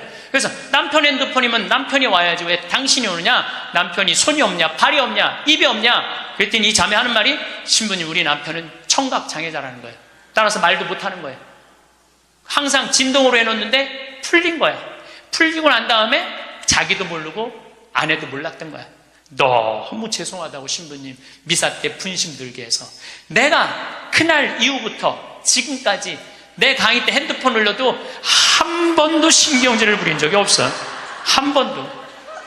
근데 30대 때는 그랬어요. 그리고 내가 지금 50이 돼 보니까 네 바지에서 울리는지 내 바지에서 울리는지도 모르겠더라고. 한 번은 춘천 수무숲 성당이라는 곳에 강의를 갔는데 막 강의를 시작하는데 핸드폰이 막 울리더라고요. 그래서 내가 얘기했죠. 나는 내 강의 때 핸드폰 울려도 한 번도 신경질을 부린 적이 없다고. 그런데도 계속 울리는 거예요. 기분이 싸해. 보니까 내 바지에서 울리는 거. 내 바지에서. 근데 만약에 내가 무식하게 핸드폰도 안 꺼놓고 강의하는데 남들 방해준다고 그러는데 내 바지에서 울렸잖아요. 그러면 나는 강의 못하고 그냥 가야 돼요. 그런데 30대 때는 보이는 대로 지적했어요. 교우들 잘못하면은 바로 그 자리에서 혼냈어요. 교우들 성체할 때도 여러분들 성체는 왼손이 올라와갖고 오른손으로 영해야 돼요. 그렇죠? 근데 어떤 교우들은 오른손으로 올려갖고 왼손으로 영하는 교우들이 있어요. 그럼 이 잘못된 거죠. 왜냐하면 이 오른손이 거룩한 손이니까 오른손으로 영해야지. 근데 손이 바뀌면은 지적해주지도 않아. 그냥 손바닥을 내리치는 거예요. 똑바로 하라고. 쫙 소리가 나잖아요. 그럼 뒤에 성체 영화로 나오는 교우들이 내가 굉장히 무서웠으니까 보면 어떻게 하고 나오느냐면 막 이러면서 나와요. 마지막에 와서 틀려 또 보면은. 네. 30대 때는 정말 그랬어요. 30대 때는. 근데 40대 때는 생각을 해보니까 주부들이 손목 관절염 있는 주부들이 있어. 그러니까 이게 안 돌아가는 거야. 안 돌아. 그러니까 반대로 하는 거예요. 근데 30대 때는 그런 걸 몰랐어요. 그냥 원칙대로 하는 거예요. 원칙대로. 그냥 손바닥을 내리치고 그 짓을 했죠. 참, 나는 30대 내 인생을 지워버리고 싶어. 그래서 40이 되면서는 이제는 왼손으로 올리든 오른손으로 올리든 상관하지 않아. 왼손으로 올리면 왼손에 영해드리고 오른손으로 영해드려. 근데 어떤 경우들은 헷갈리니까 그냥 이렇게 나오는 교우들도 있어. 그럼 내가 어떻게 하는 줄 알아? 그냥 정가운데다 영해드려. 정가운데다. 30대 때는 주교님 욕도 가장 많이 한 게 내 30대. 주교님 욕도. 왜 성당을 분가를 하냐, 교회 정신에 어긋났다. 그리고 30대에 내가 처음 본당 신부로 갔는데 교우가 4,000명이에요. 4,000명. 근데 사실은 신학교에서 공부했지 사회 경험이 뭐가 있어요. 근데 이 교우들은 막 교수들도 있고 박사들도 있고 무슨 국회의원도 있고 군수도 있고. 근데 이게 내가 모르는 척하고 잘 모르는 거 하면 내가 눌리잖아요. 그러니까 무조건 아는 척하는 거야. 무조건 아는 척하고 틀려도 일단 우기는 거야. 따라오라고. 30대 때는 정말 그랬어. 30대 때는 참 내가 보기엔 참 한심한 시간을 보냈죠. 30대 때 가장 후회되는 게 사람을 만날 때 목적으로 만났어요. 무슨 얘기냐면 군수, 국회의원, 돈 많은 사람들 만나면 나 환경운동하는데 저 사람 좀 도와주지 않을까? 그래서 참 시간 만들어서 만나주고 저 교우들이 그냥 평범한 교우 나 바쁘다 그러고 그런 사람들이 만나자 그러면 그냥 시간 내서 만나고 정말로 지워버리고 싶은 내 모습 중에 하나였어요. 30대 때 이립은 했으나 성숙하지 못한 나이였죠. 쓰긴 섰지만은 성숙하지가 않았어요. 30대 때. 그러니까 30대 때는 배신도 많이 당했어요.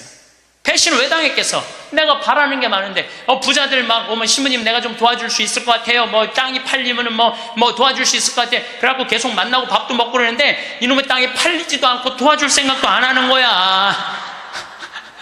30대 때는 그랬어요. 30대 때는 이렇게 생각해 보면은 나 혼자 잘난 척하고 아는 척하고 있는 척하고 그랬던 세월이 내 30대. 그리고 30대 때는 듣지도 않았어요. 그냥 내 말하기 바빴어. 내 말하기 바빴던 게 30대 내 인생이었죠. 30대는 무슨 일을 많이 할까? 일에 매달렸어요. 그래서 저는요 30대 때 일 많이 했어요. 빈병 모으기 운동을 했는데 한 달에 20만 병씩 모았어요. 20만 병씩. 그냥 막 일에 매달렸어요. 일에. 그리고 무슨 폐식용유 모아갖고 하면 막 경기도에 있는 아파트에 그냥 폐식용유 설치하고 막 트럭 5대 막 4대 해갖고 일에 매달렸어요. 일에. 그러니까 30대 때 내가 보니까 미쳐서 산 것 같아요. 미쳐서. 근데 지금 생각해보니까 지금은요 일에 안 매달려요. 일을 많이 하는 건 아무 의미가 없더라고요. 때가 되면 다 두고 떠날 거야. 일에 매달리면 행복하지 않아. 뭐가 행복하냐면 그냥 행복하면 돼. 오늘 행복하면 돼. 오늘. 그럼 일은 중요한 게 아니야. 오늘 행복해갖고 일이 되면 좋은 거고 안 되면 말고. 근데 30대 때는 일 때문에 오늘의 행복을 내가 포기한 시기가 30대예요. 40이 되면서 내가 불혹의 나이가 돼. 40이 불혹이라고 그래요. 불혹. 이 불혹이라는 게 무슨 뜻이냐면 유혹이 없는 나이야. 흔들림이 없는 나이야. 의심이 없는 나이야. 40이 딱 되고 보니까 주교님들이 이해가 되더라고요. 주교님들이 우리 수원교구 신부가 500명인데 그 중에 잘 사는 신부들도 있지만 사고 치는 신부들이 얼마나 많아요. 여자 문제, 돈 문제, 교우들하고 싸우는 문제 정말 복잡하겠더라고요. 그 500명의 신부들을 관리하려고 그러니 주교님들이 얼마나 머리가 아파요. 이해가 되더라고요. 주교님이. 그래서 내가 40살 이후에 그런 주교직이 얼마나 어려운 걸 이해하고부터는 주교님을 욕한 적이 한 번도 없어. 이날 이때까지. 이해가 되니까. 그리고 유혹이라는 게 뭐예요? 불혹이라는 게 뭐예요? 신앙에서도 별로 유혹받을 게 없어. 하느님에 대한 확신. 하느님이 이 세상에 오셨고 예수님 부활한 거에 대한 확신. 그리고 하늘나라 올라가셔서 우리 인생에 관여하고 있는 거에 대한 확신. 요즘 예수님 부활에 대한 확신이 왜 더 드느냐 하면은 여러분들 예수님이 십자가에 못 박히기 전에 매질 당했다고 그래요. 채찍질. 그게 가죽으로 끝에 양뼈 조각, 쇠 조각이 있어요. 한 대 때리면은요 이 등에 살점이 다 묻어나고 뼈 조각이 다 드러나. 한 대 맞으면. 그래서 40대 이상 맞으면 죽는다고 그래요. 근데 예수님이 그 40대 39대를 맞았다는 거야. 그러니까 예수님 십자가에 올라가기 전 이미 이 피가 너무 많이 흘러갖고 등에 살점이라는 게 거의 없는 상태야. 그리고 십자가에 매달렸을 때 손바닥에 못 안 박아요. 손목에 박지. 왜냐하면 떨어지니까. 이건 찢어져서 금방 떨어지거든. 손목에 박으면 온갖 신경, 동맥, 정맥 다 지나가는 거야. 이 뼈가 양쪽에. 그리고 그 숨 쉬고 이러는 게 너무너무 힘들어갖고 숨이 막혀 죽는 거거든요. 근데 3일 만에 부활했잖아요.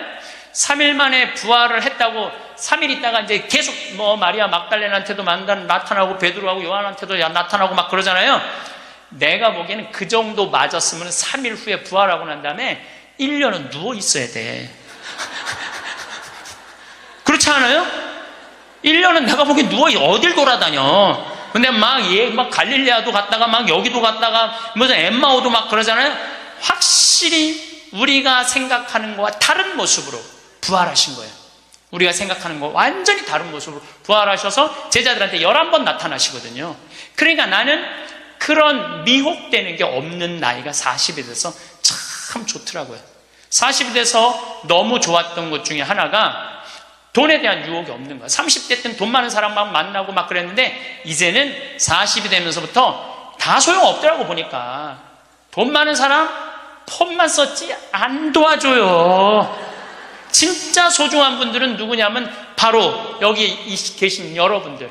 정말로 우리 생태마을에 후원하는 분들이 10,000명이거든요. 그분들 4,000원, 5,000원이야. 근데 그분들이 20년 동안 나를 후원해줬는데 100억이 넘더라고. 그 후원도.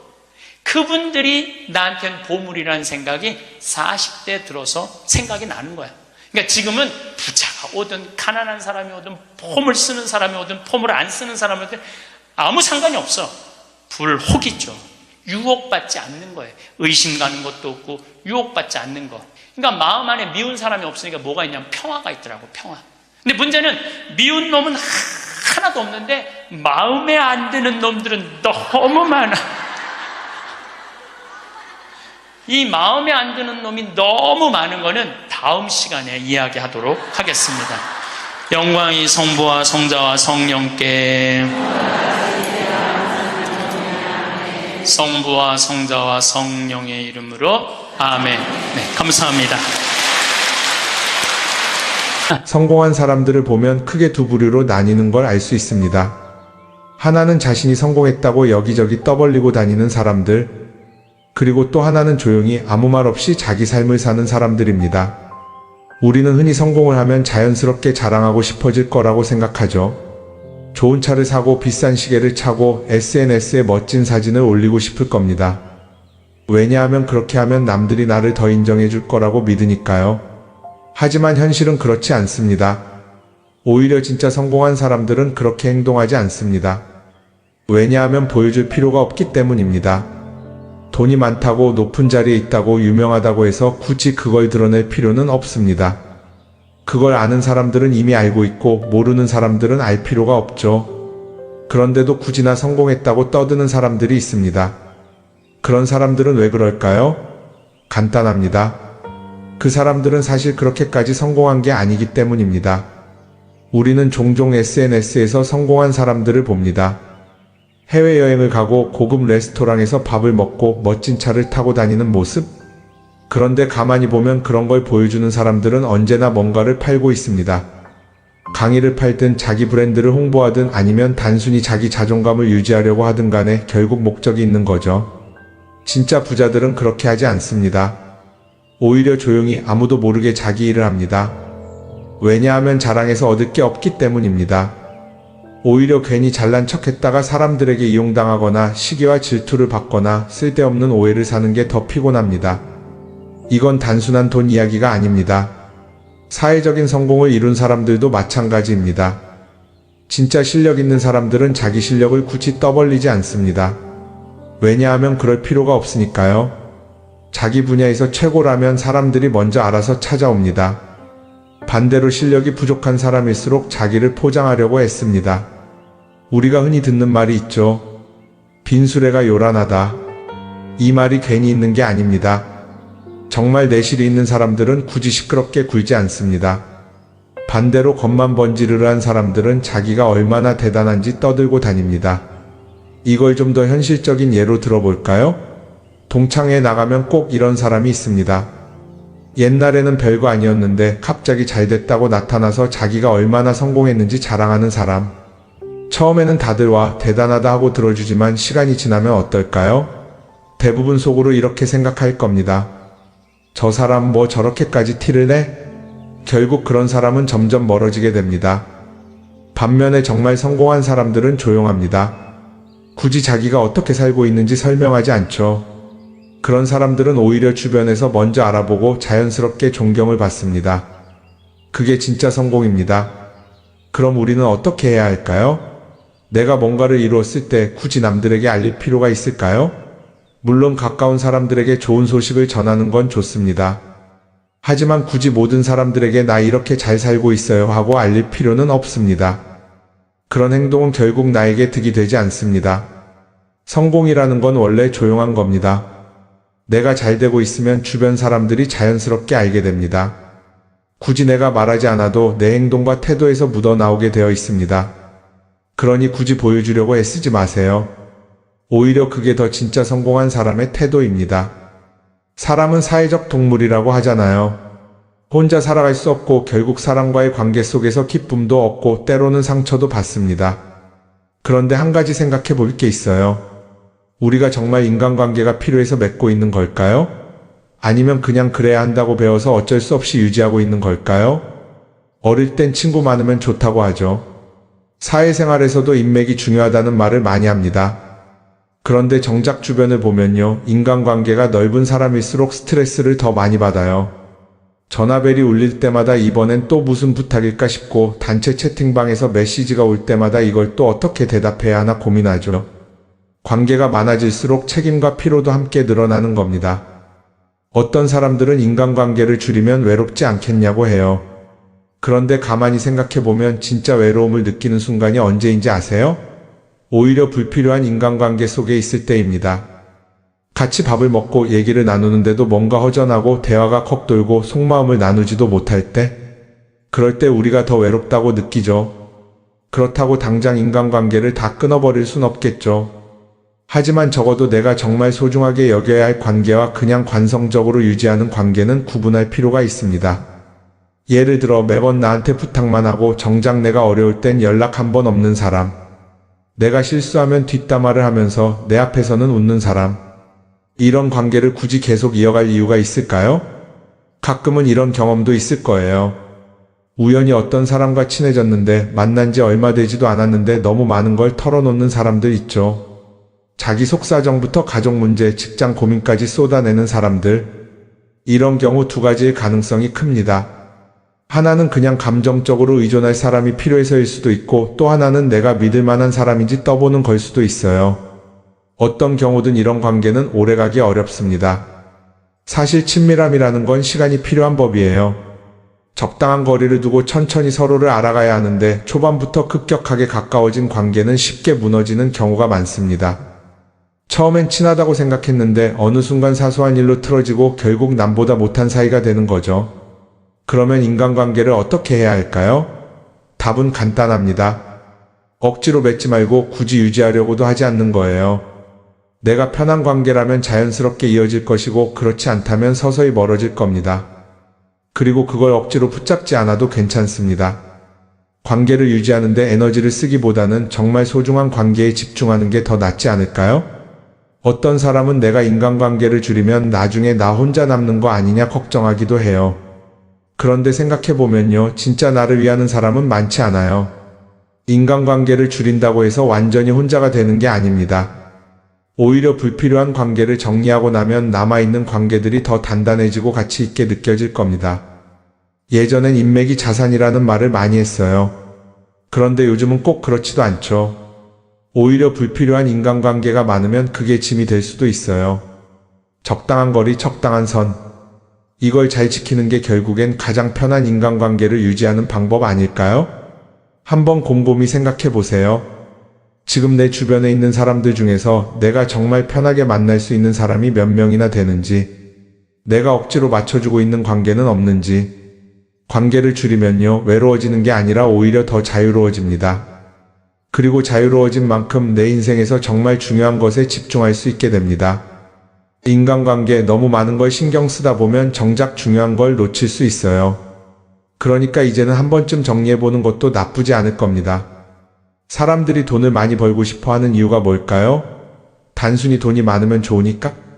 물론 그것도 있겠지만 사실 돈을 원하는 진짜 이유는 더 나은 삶을 살기 위해서겠죠. 그런데 문제는 돈을 많이 번다고 해서 반드시 삶이 나아지는 건 아니라는 겁니다. 오히려 더 많이 벌수록 더 많이 쓰게 되는 경우가 많아요. 가끔 이런 생각해 본 적 없으세요? 예전에는 돈이 지금보다 훨씬 적었는데 이상하게 그때가 더 여유로웠던 것 같다. 왜 그럴까요? 사실 우리가 원하는 건 돈 그 자체가 아니라 돈을 통해 얻을 수 있는 자유인데 돈을 벌면 벌수록 그 자유를 잃어버리는 경우가 많아요. 더 좋은 차, 더 좋은 집, 더 좋은 옷을 사면서 점점 더 많은 돈이 필요해지고 결국엔 돈을 벌기 위해 또다시 일해야 하는 악순환에 빠지게 되는 거죠. 한번 생각해 봅시다. 우리가 정말 필요해서 뭔가를 사는 경우가 얼마나 될까요? 필요해서라기보다는 남들이 가지고 있으니까 없어 보이기 싫으니까 혹은 그냥 기분 전환을 위해서 소비하는 경우가 훨씬 많아요. 그리고 그런 소비를 할 때마다 스스로 이렇게 합리화를 하죠. 이 정도는 나를 위한 투자야. 그런데 가만히 보면 그 소비가 진짜 나를 위한 소비인지 아니면 그냥 사회가 만든 기준에 끌려가고 있는 건지 헷갈릴 때가 많습니다. 예를 들어 예전에는 스마트폰 하나면 충분했는데 이제는 스마트워치도 있어야 하고 무선 이어폰도 필요하고 태블릿도 있어야 할 것 같고 하나를 사면 또 다른 무언가가 필요해지는 시기예요. 사실 이건 우리가 그렇게 만들어진 겁니다. 광고도 그렇고 SNS도 그렇고 자꾸 우리에게 이렇게 말하죠. 이걸 사야 더 행복해질 수 있어요. 그런데 정작 그걸 사고 나면 어때요? 처음 며칠은 좋죠. 그런데 시간이 지나면 또 다른 걸 사고 싶어져요. 왜냐하면 물건이 우리를 오래 행복하게 만들어주지는 않거든요. 특히 요즘은 SNS가 이런 소비 심리를 더 부추기는 것 같아요. 예전에는 친구들끼리 만나서 나 새로 샀어 하고 자랑하는 게 전부였는데 이제는 SNS에 올리면서 전 세계 사람들에게 보여주잖아요. 그러다 보니까 남들도 다 뭔가를 사서 올리고 나도 따라해야 할 것 같은 기분이 드는 거예요. 그런데 중요한 건 그 사람들도 사실은 나와 똑같은 기분이라는 겁니다. 내가 남을 부러워하는 만큼 나도 누군가에게 부러움을 사려고 애쓰고 있는 거죠. 결국 끝없는 비교와 소비 속에서 진짜 중요한 걸 놓치게 되는 겁니다. 한번 이렇게 생각해보면 어떨까요? 만약 내가 지금부터 딱 1년 동안 불필요한 소비를 하지 않는다면 내 삶이 어떻게 변할까? 아마 처음에는 답답할 수도 있어요. 사고 싶었던 걸 참아야 하니까. 그런데 그걸 몇 번 참고 나면 어느 순간 깨닫게 될 겁니다. 내가 굳이 이걸 안 사도 괜찮네? 그렇게 불필요한 소비가 줄어들면 자연스럽게 돈이 쌓이겠죠.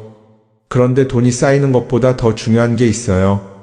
바로 마음의 여유가 생긴다는 겁니다. 돈을 쓰지 않는다고 해서 불행해지는 게 아니라 오히려 소비로부터 자유로워지면서 진짜 행복을 찾을 수 있어요. 물론 이걸 실천하는 게 쉽지는 않겠죠. 우리 주변에는 소비를 부추기는 것들이 너무 많으니까요. 하지만 적어도 이런 건 해볼 수 있습니다. 뭔가를 사고 싶을 때 한 번만 스스로에게 물어보는 거예요. 이게 정말 나한테 필요한 걸까? 아니면 그냥 순간적인 욕심일까?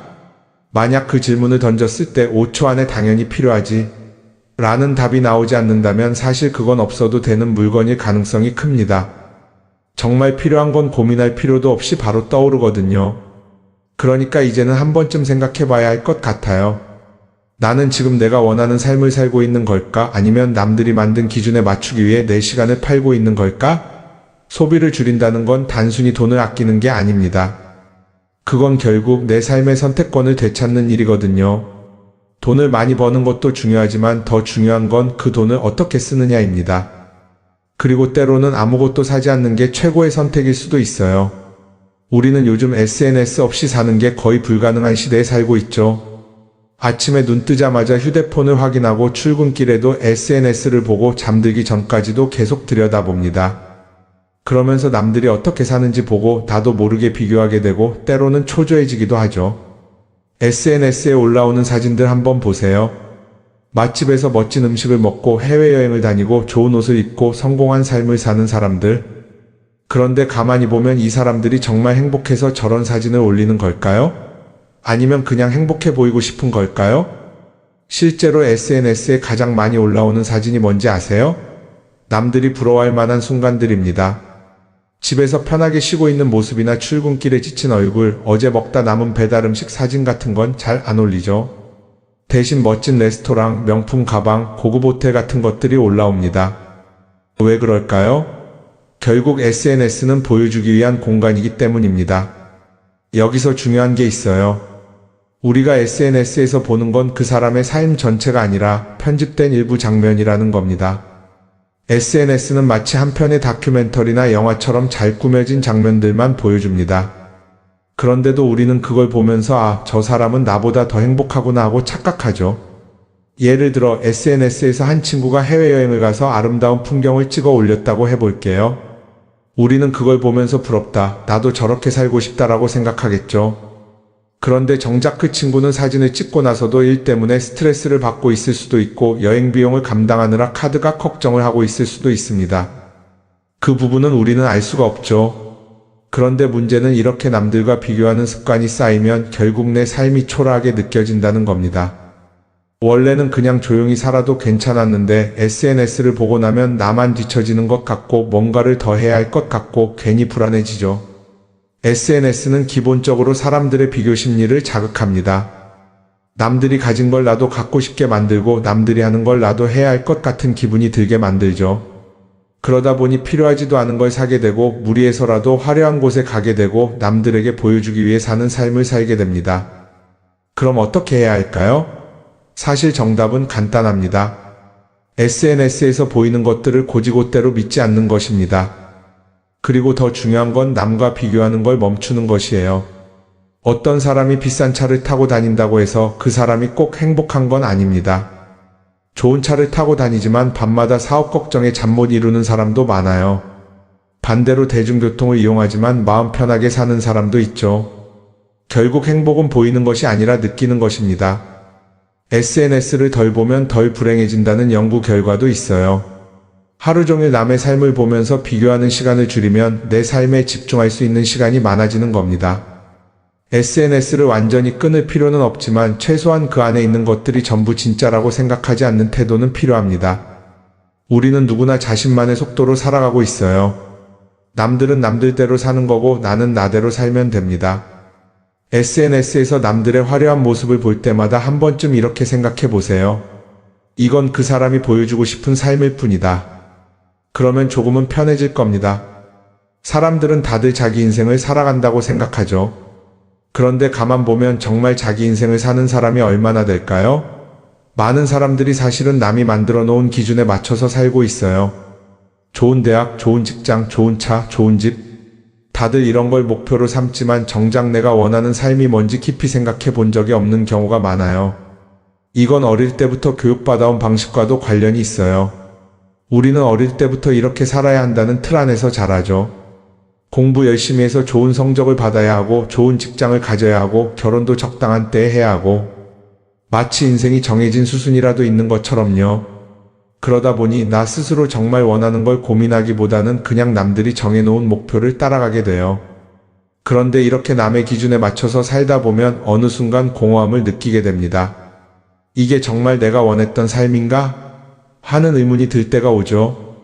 어릴 땐 성적이 목표였고 사회에 나와서는 연봉이 목표였고 결혼하고 나서는 아이 교육이 목표였는데 그 목표를 이루고 나면 허무한 거예요. 계속 뭔가를 이루긴 했는데 정작 나는 어디에 있는지 모르겠는 거죠. 진짜 중요한 건 내가 원하는 게 뭔지를 아는 것이에요. 그런데 이게 쉽지 않죠. 오랫동안 남의 기준대로 살아왔기 때문에 막상 내가 정말 원하는 게 뭐지? 하고 물어보면 선뜻 대답하기 어려운 경우가 많아요. 하지만 이 질문을 하지 않으면 우리는 평생 남이 정한 기준 속에서 살게 됩니다. 그럼 어떻게 해야 할까요? 첫 번째로 필요한 건 내가 왜 이런 생각을 하게 됐는지 스스로 점검하는 거예요. 예를 들어 내가 비싼 차를 사고 싶다고 생각한다면 그게 정말 내 필요 때문인지 아니면 남들에게 잘 보이기 위해서인지 한번 따져봐야 해요. 만약 남들이 나를 어떻게 볼까 하는 게 더 중요하다면 그건 내 기준이 아니라 사회가 만들어 놓은 기준일 가능성이 큽니다. 두 번째는 다른 사람의 의견에 휘둘리지 않는 연습을 하는 거예요. 우리는 살아가면서 끊임없이 남들의 평가를 받죠. 그 나이에 그런 걸 시작한다고? 지금 그게 가능하겠어? 이런 말들이 우리를 흔들어 놓습니다. 그런데 그런 말에 신경 쓰다 보면 결국 아무것도 하지 못하게 돼요. 중요한 건 남들이 뭐라고 하든 내가 결정하는 거예요. 물론 남의 조언을 들을 수도 있고 참고할 수도 있죠. 하지만 최종 결정은 항상 내 몫이어야 합니다. 내가 결정하고 내가 책임지는 거. 그렇게 해야 내 삶을 온전히 내 것으로 만들 수 있어요. 세 번째는 내가 한 선택에 책임지는 자세를 가지는 거예요. 많은 사람들이 무언가를 선택하고 나서도 후회하죠. 괜히 이걸 했나? 이 선택이 잘못된 건 아닐까? 그런데 한 가지 확실한 건 후회한다고 해서 과거가 바뀌지는 않는다는 거예요. 내가 한 선택이라면 그 선택이 틀렸다고 해도 받아들이고 그 안에서 최선을 다하는 게 더 중요해요. 이렇게 말하면 그럼 실수하면 어떡하죠? 라고 걱정하는 분들도 있을 거예요. 하지만 생각해보면 우리가 실수를 두려워하는 이유도 결국 남의 시선 때문이에요. 내가 실패하면 남들이 날 어떻게 볼까? 이런 걱정이 더 크죠. 그런데 남들은 생각보다 우리한테 관심이 없어요. 우리가 성공하든 실패하든 남들은 자기 삶을 사느라 바빠요. 그러니까 내 인생의 주인은 결국 나 자신이라는 걸 명확히 할 필요가 있어요. 내 선택을 하고 그 선택에 책임지면서 남이 아니라 나에게 맞는 길을 찾는 것. 그게 진짜로 내 삶을 살아가는 방법이 아닐까요? 어쩌면 우리는 너무 오랫동안 이렇게 살아야 한다는 틀 속에 갇혀 있었는지도 모릅니다. 하지만 이제는 한 번쯤 생각해 봐야 합니다. 나는 진짜 내 삶을 살고 있는가? 그리고 만약 아니라면 지금부터라도 조금씩 바꿔보면 어떨까요?